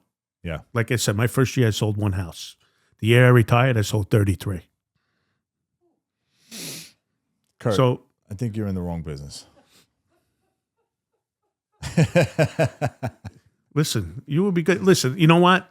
People think Put your number in. you need the gift of gab to be a good realtor. That's not true. Then I'm fucked, because it's the only thing I got going for me. Nah, but like Kurt said earlier, you could talk people out of deals if you talk too much. Yeah, that You have would to- be me. You have to learn Yeah. to listen and then interject if there's a problem. Little things that you learn over time. Have you ever had a sale completely fall apart at the last minute? Yes. Is it I had common or I had a guy almost die at the closing table. what? And that's We why had to it get an didn't happen. ambulance. Well, here's what happened. The guy played games throughout the whole process of the deal. Okay. So when he almost died at the closing table, the seller was like, "You know what? It's a game. Because no. But what she said was, he played games for 4 months with us. Now I want a new buyer. I don't want this guy anymore." Oof. And we canceled the deal, and I found a new buyer. Did he survive? Yeah, Did Was you it- run into him again? yeah, I did. I didn't care. Again, it's not me. Yeah. I mean, I'm just fulfilling the wishes. And I mean, one thing about New York, you have to have a lawyer. You could buy out of state, you don't need a lawyer. Yeah. But in New York, New York City, you have to have a lawyer to close on a real estate transaction. So for the most part, you're protected. Their job is to protect you, Yeah. Okay. protect your interest. And you want to stay in your lane. I'm a realtor. I don't want to give legal advice. Never. So what's something you feel is asked a lot of a home buyer that's unrealistic because they just watch too much HGTV? A lot of times they want to lowball the offer. And we're in a climate right now where inventory is low. Houses are priced high. Some are too high. Mm-hmm. So if it's too high, I would tell them. Like I try to explain to sellers, like when I sit with a seller, I do a lot of sellers. I work with a lot of sellers. And I tell them, if you price your house that high, what you're thinking about, and I'm telling them in black and white what the house is really worth, and sometimes they don't want to hear it, I'll say, I'm going to tell you from a perspective when I work with a buyer. I see your house listed as that. I'm not showing it because you're telling me that you're not ready to sell.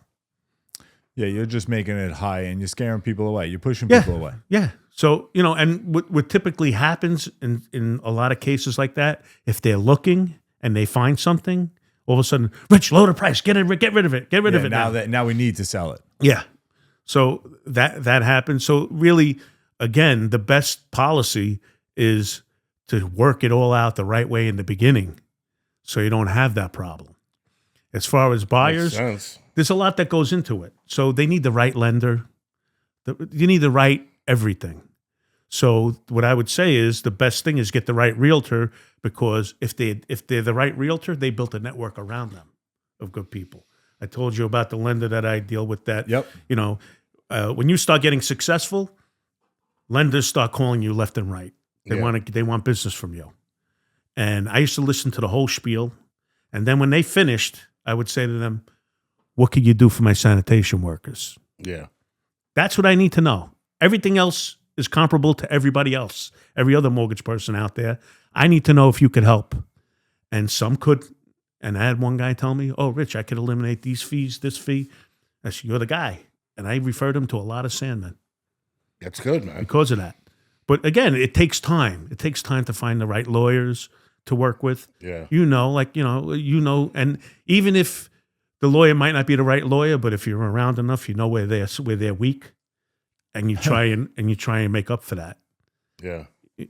Or sometimes I have to tell people, you hired that lawyer, okay, you better be strong enough to put them in their place, because it might happen. I might have to call you and tell you, hey, listen, you need them they're protecting you too much right now. Yeah, they're opening cans that they don't want to.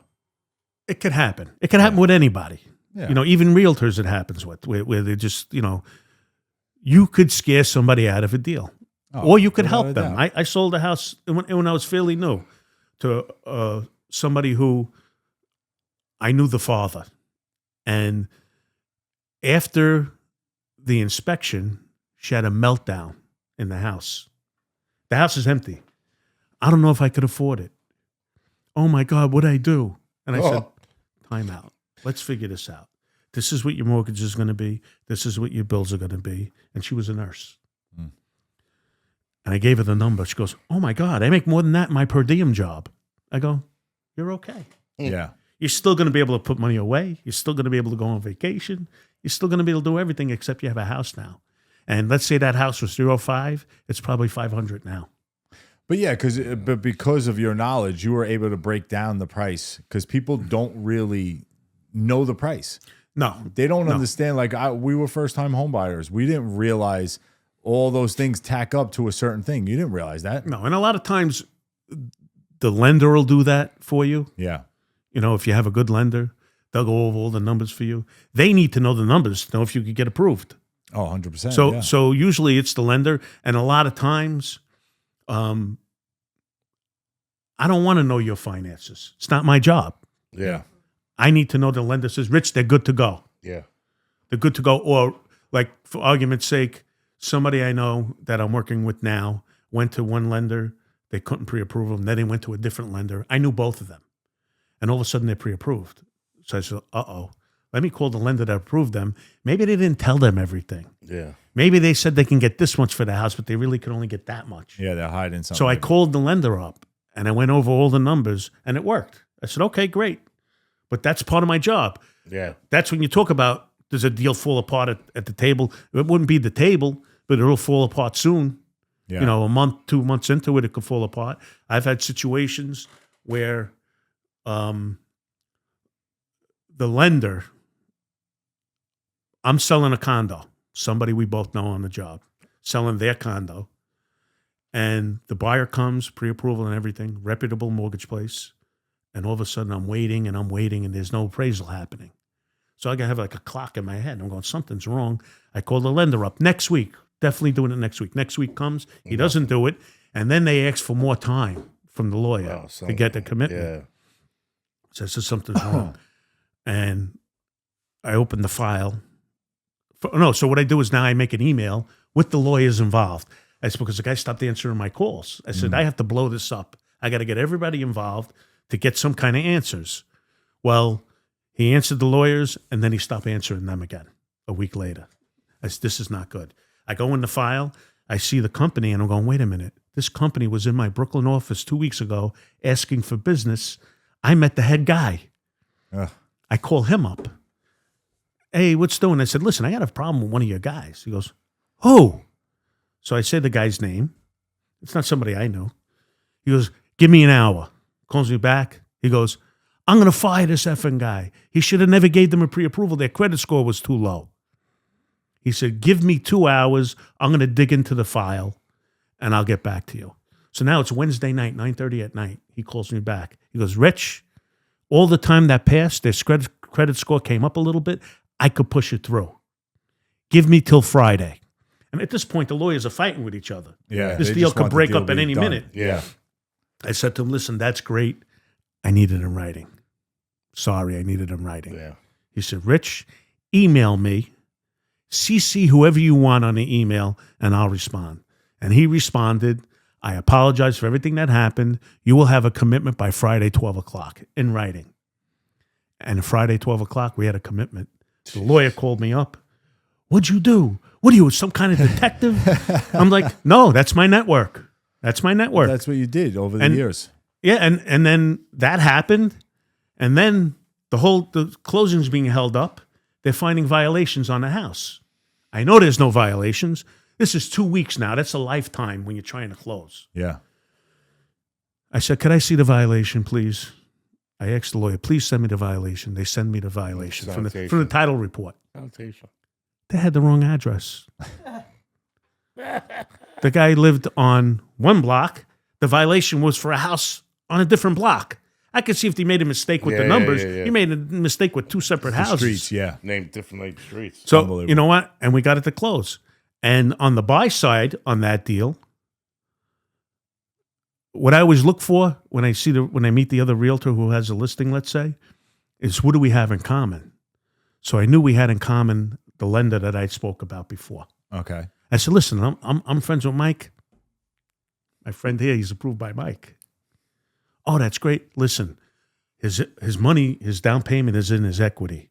So we can only give you this much to get into contract. Just so you know the whole story. All right, come on, look at the house. We look at the house. He tells the owner of the house went to see with my mortgage guy. Oh, so now it's all. She calls him up at night. What's the story with this guy? It's all good. They accept our offer with, I think, maybe $10,000 on contract on an $800,000 house, which is very rare. Yeah. So again, it's all part of the network. Yeah. So network who you know. is huge. It's huge. It really is. You know, obviously the person you're dealing with is the first step, but then the network. The network means everything, but it takes time. It takes time. So when you start out, you got to use somebody. You're using somebody else's network. Like you run to your broker. So you Who do build we your have? own. Yeah, till you build your own. Who do we have? Who do you have that does this? Who do you have that does that? I'm always looking. I'm always looking for trades, stuff like that, that people that I could count on. Because I don't want to refer somebody that's not going to do the right thing. Yeah, that's smart. So it's part of your business. What neighborhood changed the most over the years in New York City in real estate? That wasn't so good, and all of a sudden now it's drastic. I don't Not the whole area, but you talk about areas that maybe were gentrified. Yeah. So because I deal with realtors all over the country, I can't tell you how many times I got a call. Hey, Rich, my kid got a job in Manhattan. They want to rent in Bushwick, New York, Brooklyn. Oof. Exactly. So I'm like, Untouchable. oh my God. Red Hook. They're looking to rent, not buy. But Okay. even the rent's high, but it's cheaper than Manhattan rent. Yeah. And I'm going to myself, I have to tell them. You know what? And I've done this many times, even with buyers. When they go to the train, they're going to pass some blocks that, you know, they could get hit with Dangerous. they could get hit with a random bullet. Yeah. They don't have to be meant for them. Yeah. And I remember telling this one realtor from California, and he had an argument with his daughter, and he got mad at me for telling him the truth. I'm like, you know, what am I supposed to do? I mean, you asked me, I'm telling Yeah, you. you were honest with him. You know, but so that I would say Bushwick is one spot, but I will tell you certain spots, even on Staten Island, that were bad, Yeah. that turned. What do I mean? I'll give you one example. Pond Way. Remember Pond Way in 14 Section? Yeah. So I remember I had a rental there once. And you get out of the rental, there's pit bulls roaming around. Mhm. Yeah. And recently I had somebody wanted to look at something in there. And the listing agent is somebody I knew well. She also manages a building management company, and she's responsible for Pond Way. She goes, Rich, the community changed. Go take a look. She straightened out that place. Really? Yeah, she did. So that happens. And and when I first That started, place is a fucking shithole. at times, I mean, now let's face it, you go to Staten Island 1, we don't even know the men anymore. Nope. It's all new people. No, 3-2. I don't know anymore. But I remember a condo community off of Richmond Terrace that was a real shithole. Emmerich Court, Oh, right? yeah. It was bad. Yeah. And somebody wanted to look at something in there. I said, you know what? There's only one way to get the down low on this community now. I call up Fluger. It was on his route. Really? Think about it, like I'm saying, I got these resources. Yeah. Yeah. He's going to know. He does it twice a week. He's going to know what's going on. He goes, Rich, it improved a lot over there now. I think it was Emmerich Court. It could have been one of the other ones. Okay, There's yeah, a couple random over there. ones they threw in down there. But whatever, he goes, Rich, they did a good job. They fixed the place up. It looks good now. I'm going, okay, don't get me wrong. You have to first like the neighborhood, Yeah. you know? But I had somebody come to me. I have to say the guy's name because it's unbelievable. Through this one person, through the people he knew and the contacts, whatever, over time, I just closed my 10th referral from him, indirectly through him. Really? Paul Arroyo. Really? Really? Paul Arroyo came to me, and sorry, Paul, but I'm giving you up. Came to me and said, Rich, I want to rent a 2-bedroom. And he was renting a 2-bedroom in Westerly, and he had a beautiful bulldog. And I said, Paul, I said, nobody wants dogs. Are you fighting with your landlord? He goes, no, I'm not fighting with him. I just figured change of pace. I said, it's going to be really hard to find anything. And we start talking. Do me a favor. Talk to my lender. Same guy who I said, help my sanitation guys. Talk to him. You might be able to buy something. Yeah. P.S. Gets him approved for a little over 300. At that time, there was stuff out there. Yeah. I find him something. It was a foreclosure for the people who owned it. They renovated the whole place. Now it's 5 years later. They're selling. The place is like new. It was a great deal. I think we paid $305 What area? in the harbor, Okay. but right off of Van Name, like the good part. If Yeah, you want to say a good part. He said to me, when I'm ready to retire, you're selling it. I'm out of here. I'm going to Florida. He calls me up a year before he's ready to retire. I want to sell it now. I want the money in hand. Okay. People. My buddy. He does my signs. Coco. He does my signs. He's my sign installer. It's just now. funny. He's calling me right now. Yeah. And you're here. So Paul transferred out of the garage and went to work in BK10. He starts referring me people from BK10. And then those people are referring me to their family. So I wound up on the phone with a kid. That's pretty awesome. I mean, I'm dealing with this one kid, and he's about to get married, and we're looking at houses. We find the house in Rosebank, and he had to offer over to get that house. And all of a sudden, the house around the corner from me comes on the market in his range. I show it to him. This is now in Annandale. And now that offer gets accepted. And I'm on the phone with him, and I'm explaining to him. I said, listen, the best case scenario for your first house is to build equity. Yeah. I said, if you buy the house in Rosebank, you're going to be chasing equity for 10 years because you're overpaying right now. Mm-hmm. I said, this house in Annandale, which, again, the lender had a good relationship with that realtor, she accepted my offer. We were $15,000 lower than the next buyer. She accepted my offer. She goes, I couldn't even understand the other offer that this other realtor presented. She said, I couldn't comprehend it. I'm like, their loss is our gain. Yeah. Yeah. So now I'm explaining to him, instead of chasing equity, buy this house in Annandale. Schools are great over here. You never have to. You're never going to have to move because the schools are not good. Yeah. Yeah. I said, if you're in Rosebank, you might start thinking about, junior high school and stuff. What you're going to do? And you're in a bad spot. If you're in a position you want your kid to go to private school, then no worries. So, explain all that. Now it comes time for the home inspection, and his parents come, and the mother comes out, and she goes, "I just want to thank you. I heard you on the phone, the way you talked to my son." She said, "Thank you so much." Oh, that's Nice awesome. feeling, bro. A month later, they call me to sell their house in Brooklyn. Everything in Brooklyn, broken down house is $1 million. Yep. So this is over $1 million. And I sell them a house in Staten Island that was $1 million. And, somebody makes an offer on a house, you look to see where was this house, what's the history. And I see the year before it's on the market. And then it gets an accepted offer, and then it's off the market. I says, exactly. You say, Yeah. well, all right, Yeah, I got to look into this. Something's up. I look at the realtor who had the accepted offer. I know her. I call her up. I said, hey, what happened? Now, the house is, say, $1,030,000. I don't even know what it was listed for. It was over $1 million. My people want to pay under $1 million, just under $1 million. So she goes, Rich, I negotiated $999, $999 on the house. So I'm going, okay, we got a shot to get it.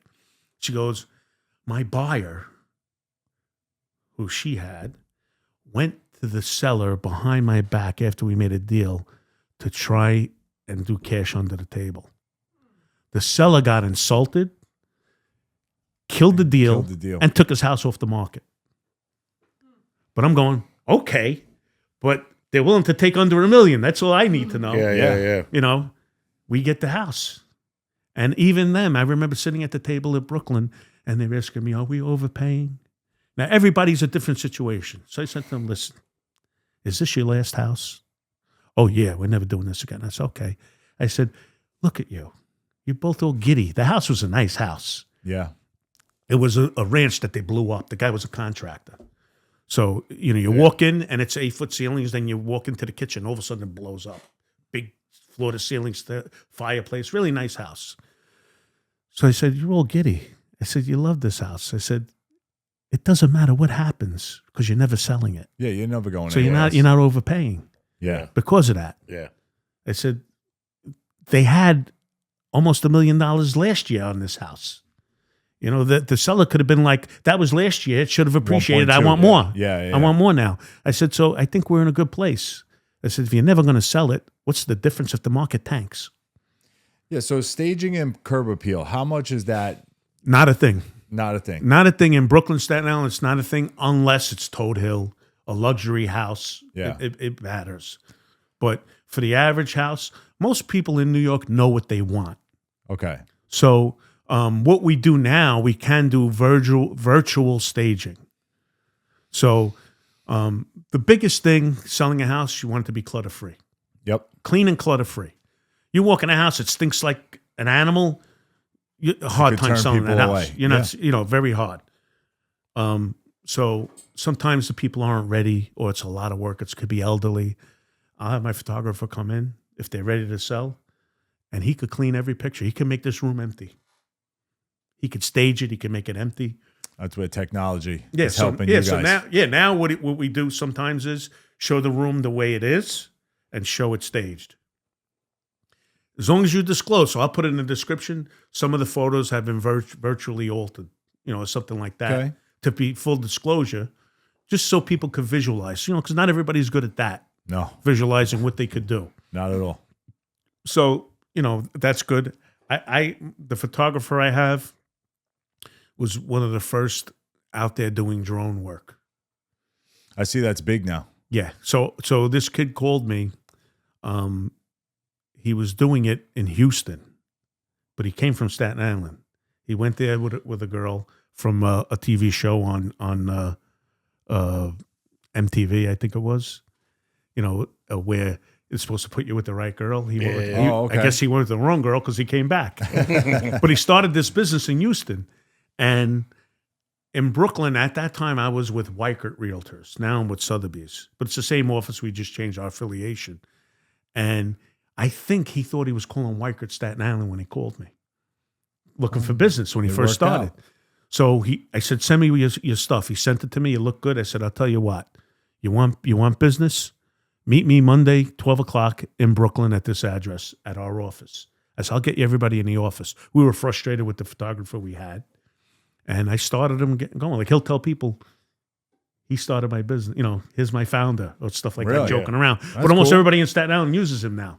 That's Like, cool. he built the business. We had to hook him up with accountants, like to teach him how to really have a business good and stuff like that. And he does well. Most people use him now. So, good for him. Awesome.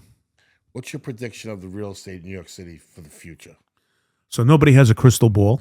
Okay. I'll say that first.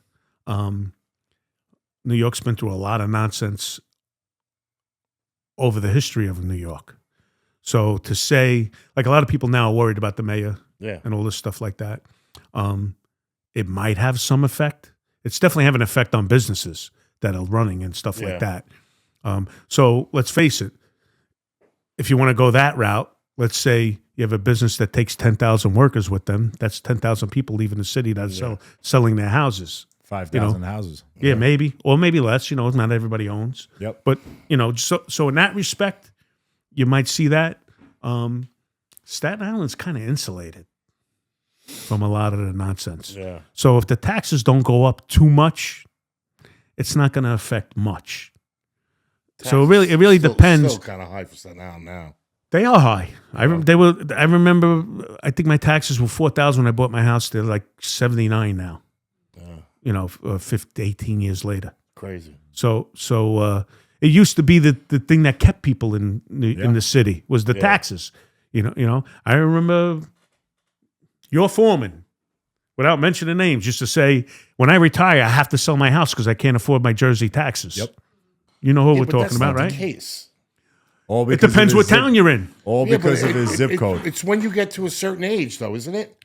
No, you the could break you file- get is not big, It's not worth it. and it goes by salary. Yeah, but I so thought like it I don't gets get to a any point- break because I'm still making Yeah, but money. I thought it gets to a point where you're a certain age that it won't go up anymore. No. It's They gonna give go you up like a with the value. $300. They give you like a $300 credit. Yeah, with the I value, thought it's it going to was go better up. than that. No. And you know what? Different markets. Some places they give you an unbelievable discount for being a veteran. Yeah. Because it all goes by square footage. Yeah. So if the price of the square footage goes up, your property, the land owned, that's where the price is. It has nothing to do with no, your and everything age. they tell you, like the like people, a lot of like a big discrepancy sometimes is people go by their assessment.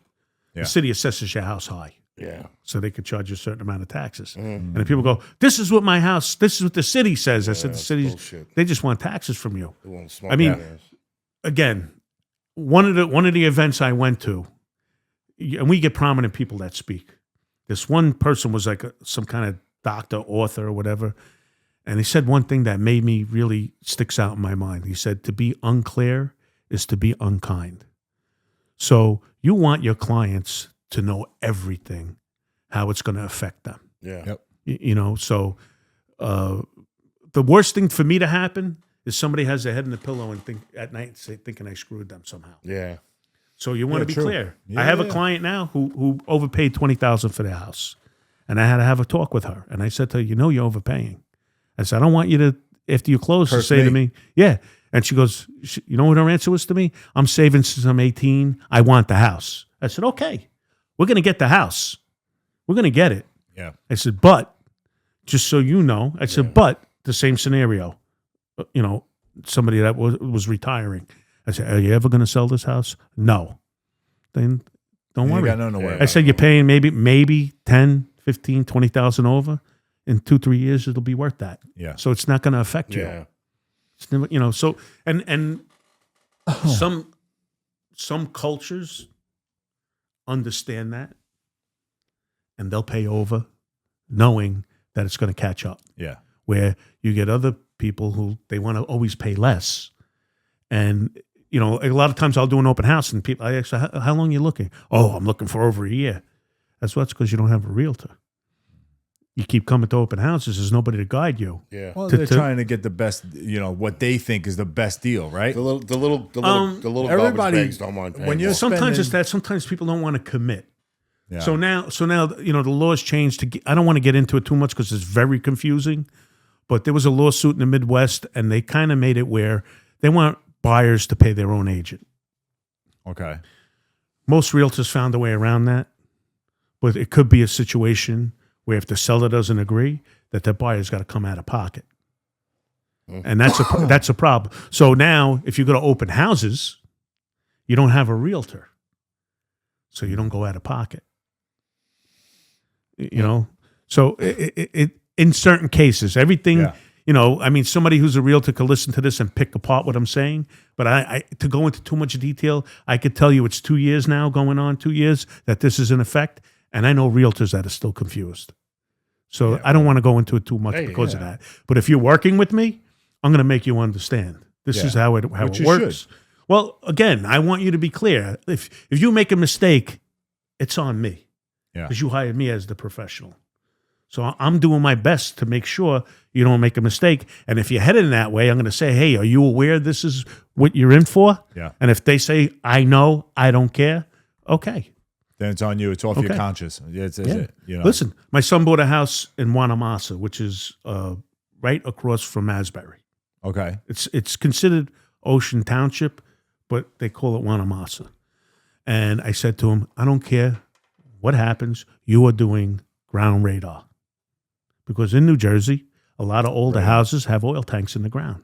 Mm-hmm. And if that oil tank leaked, it's going to cost you a few dollars. Yep. We do it, we find an oil tank. The previous buyers, I think, were investors, and they just wanted the house, and they didn't do the sweep. He does the sweep. We find the tank. They dig up the tank. There's a hole in the tank. Behind this house is a stream. So I'm like, oh, my God. Like, you know, how bad is this going to be? Worms now. But guess what? It's on the seller, not him. Yeah. So they dig. So the way it works, they dig around, say, a certain parameter. They tell them maybe, I don't know, let's say 2 feet. I'm not sure what it is. And they test that soil. If there's oil in that soil, now you got to go out another 5 feet, let's Until say. it stops. So the first time they found oil. So I had to go the second time. So I think by the time they were done, that seller cost them $35,000 out of their pocket. Off the price because they had to pay for it. Yeah. So, you know, there's things that you need to know. So if somebody tells me, I mean, this is not common in New York. We don't really go through this.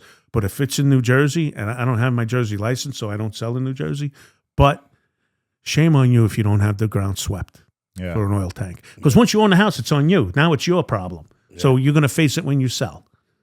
Yeah, and that's part of what you do. Like when you're talking to people and they're going to buy something, and you want to look at what's going to be the sale value when you're ready to sell. You know, people don't think of that, but I want you to know. Yeah, down the road. I want you to know, listen, this is just down the road. Yeah. Down the road. Listen, nobody has a crystal ball. I said that, but you want to know what they're in for as much as you could control. Yeah, because you could always tell kind of a roundabout of where a house is going to go because of percentages, right? It's percentages, but let's say for argument's sake,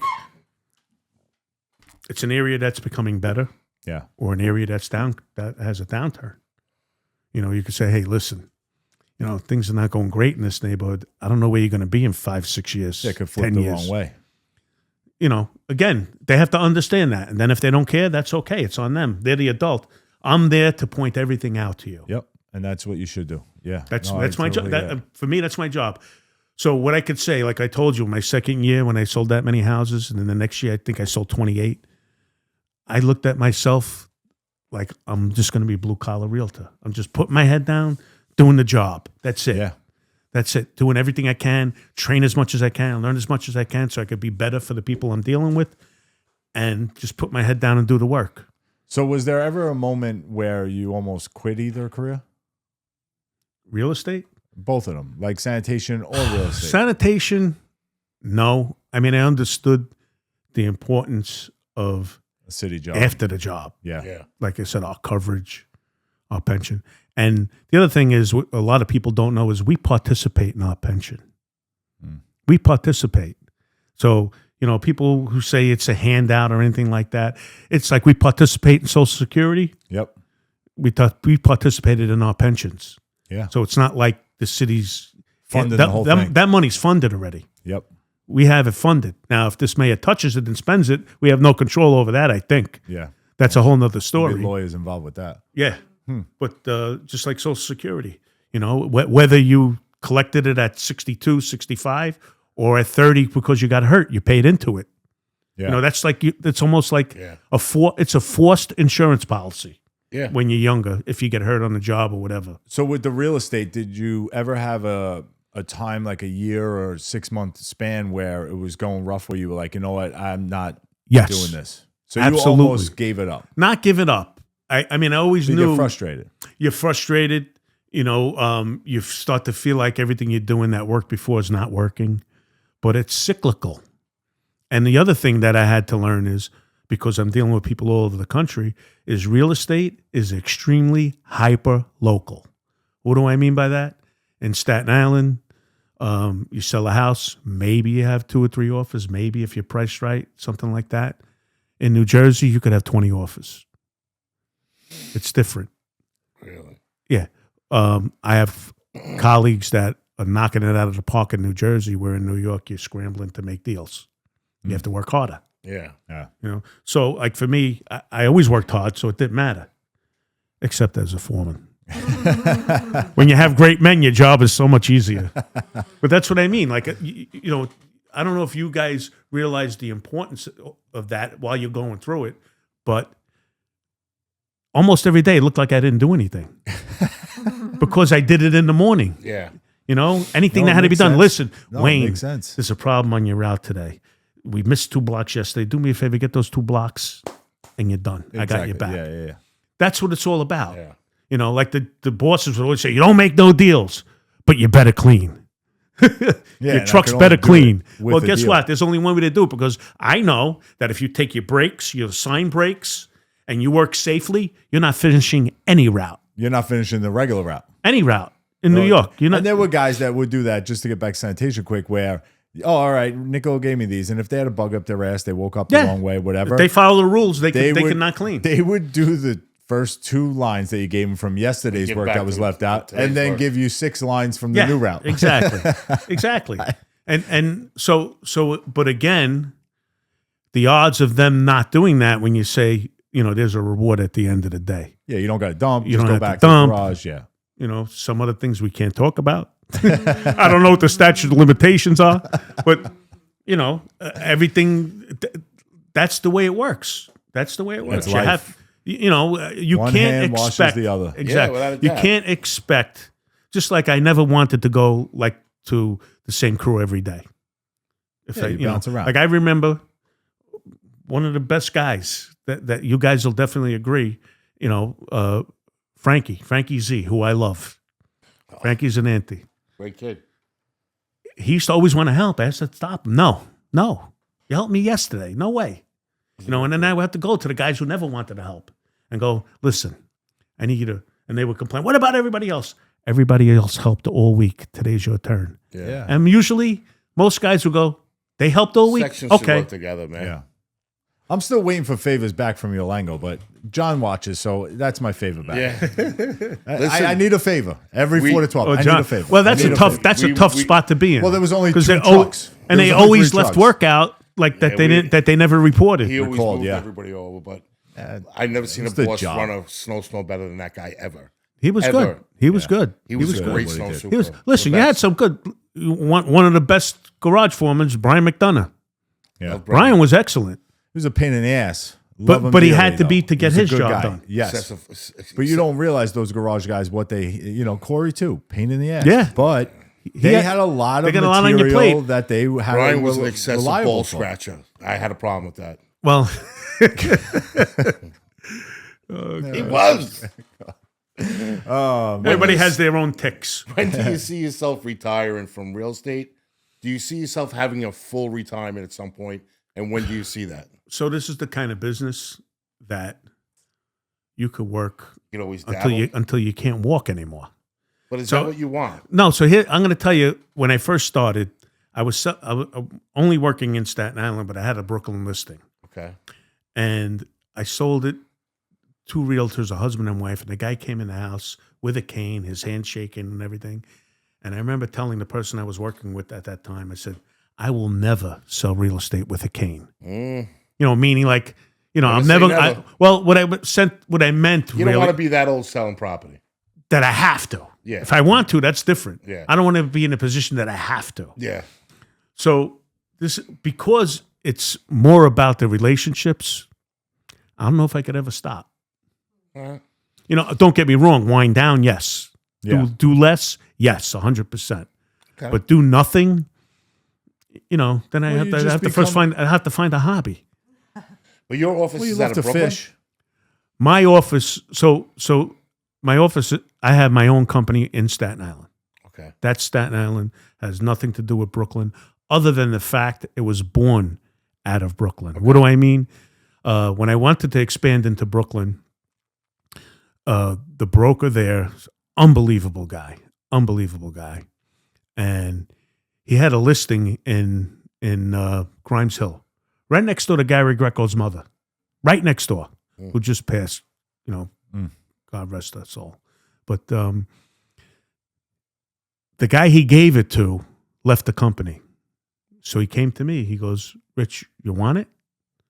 Now, at that point, I'm 6 months in Brooklyn, and all those realtors are giving me their Staten Island referrals. They don't want to cross the bridge.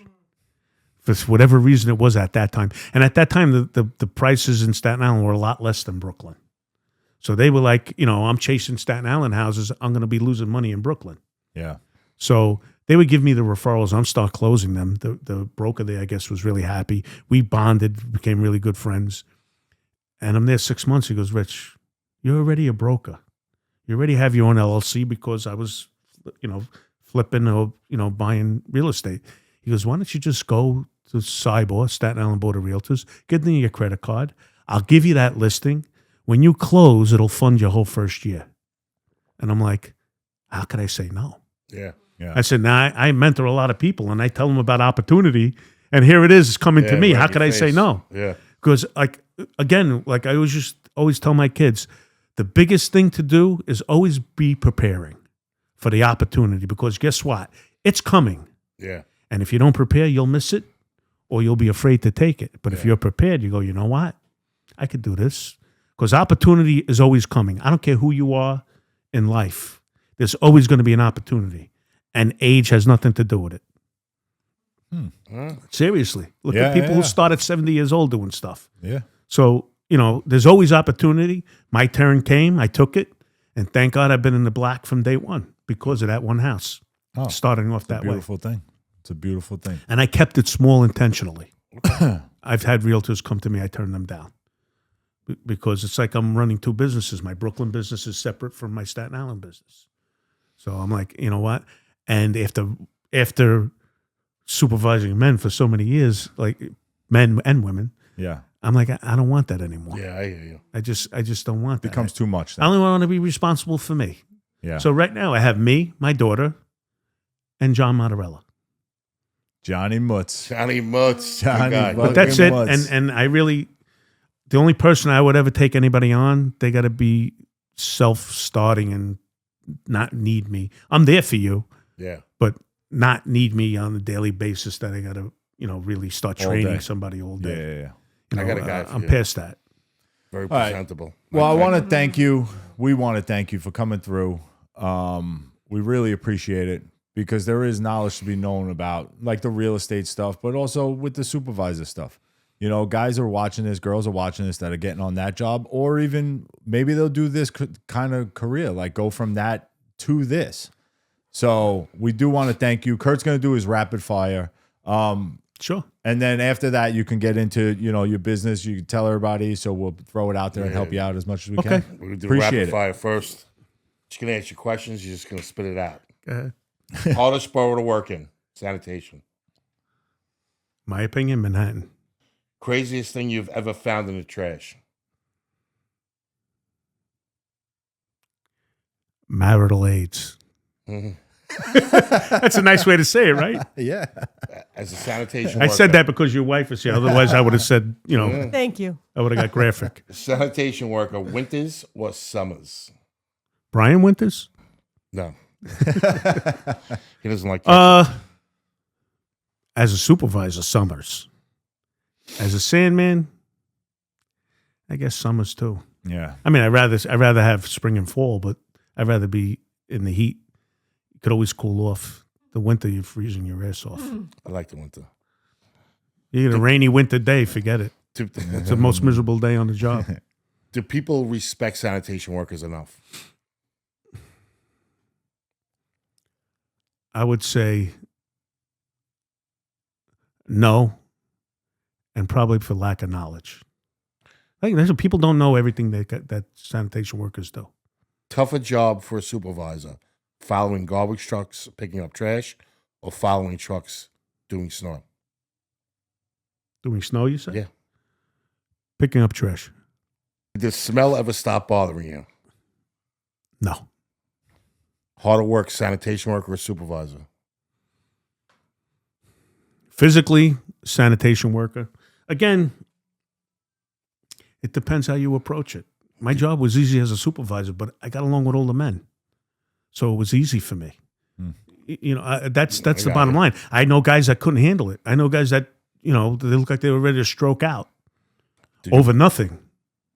Over nothing. Then I'm going like, no, don't worry. Do this, this, and this. We're good. Did you ever have to suspend somebody? Me personally, no. Yeah, you personally. No. Did you ever have to break up a fight personally? Probably. I don't remember. I mean, a couple of them were fights I got into. What's the most ridiculous excuse someone's ever given you on that job? For anything, like the most craziest, outlandish thing someone said to you. It's nights. It's after a holiday. Everybody's busting their butt to get the work done and come in and get done. And this one guy, it's maybe 2:30, 3 o'clock, and his blade is like only this far. So I know he's not doing the right thing. And I called him out on it because I said, look where your blade is. Everybody's almost loaded. What's going on? I think I'm hypoglycemic. I go, really? I said, okay. And I said, no problem. Now I'm trying to say, what am I going to do here? As I pull away, I see him leave the route, and he goes on Broad Street and runs in the store to get I'm getting a soda because I'm I think my sugar's low. No, so this is why it's not So finishing. now I'm saying to myself, I know what's going to happen. I can't say I didn't clean because I got a lot of trucks. Borough's stance is, you got 20 trucks, move everybody over, right? So I said, how do I call this work out without having a problem? I approached the guy. I go, you know something? You're right. You don't look good. I'm ordering you to the clinic. I'm ordering you to go sick because it was midnight. Yeah. I said, I'm ordering you to go sick, go to the clinic in the morning. You can't order me. I said, why? I think it's a threat to you. I think you have to go sick. I made him go sick. Good. Harder work, sanitation or real estate? Real estate, because there's a lot of money at stake for people. All right. New York City market, overrated or underrated? What do you mean? Housing market. You mean price-wise or just houses are too expensive? Unless you're selling, then you're happy. Open houses, waste of time or necessary? Necessary.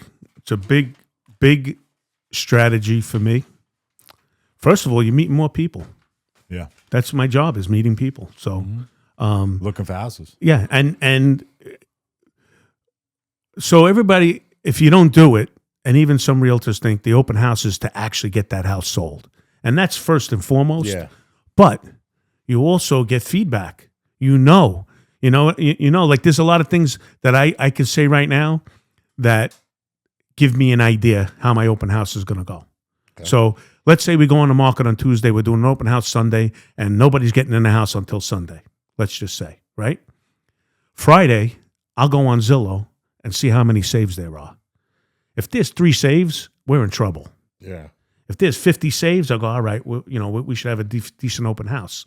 Everything is driven by the internet, meaning you do an open house, I put multiple signs to attract the traffic. Yep. So, I would put one, like, say, the beginning of the development, maybe the main avenue, stuff like that, to drive the traffic there. But I will tell you this. When people come in on the open house sheet, I make them write how they heard about the open house. If most of the people came from the signs, that's a problem. Yeah. Because people come from the internet. Everybody searches on the internet. If you don't have showings from the internet, that means people didn't want to make the effort to come see that house. There's something wrong. Something's up with the sale. Yeah. Yeah. with the- Most of the time it's the price. Yep. But, you know, like when people ask me questions, like I had somebody who had a problem with their aunt selling their house in North Carolina. And I said, look, I could do a little investigating. Maybe something will jump out at me. But you know what I don't know? I don't know if there's a nuclear power plant around the corner. I don't know that. Yeah. That's why you need somebody local. All right, last question. One word you would give an up-and-coming realtor to describe what to describe that job.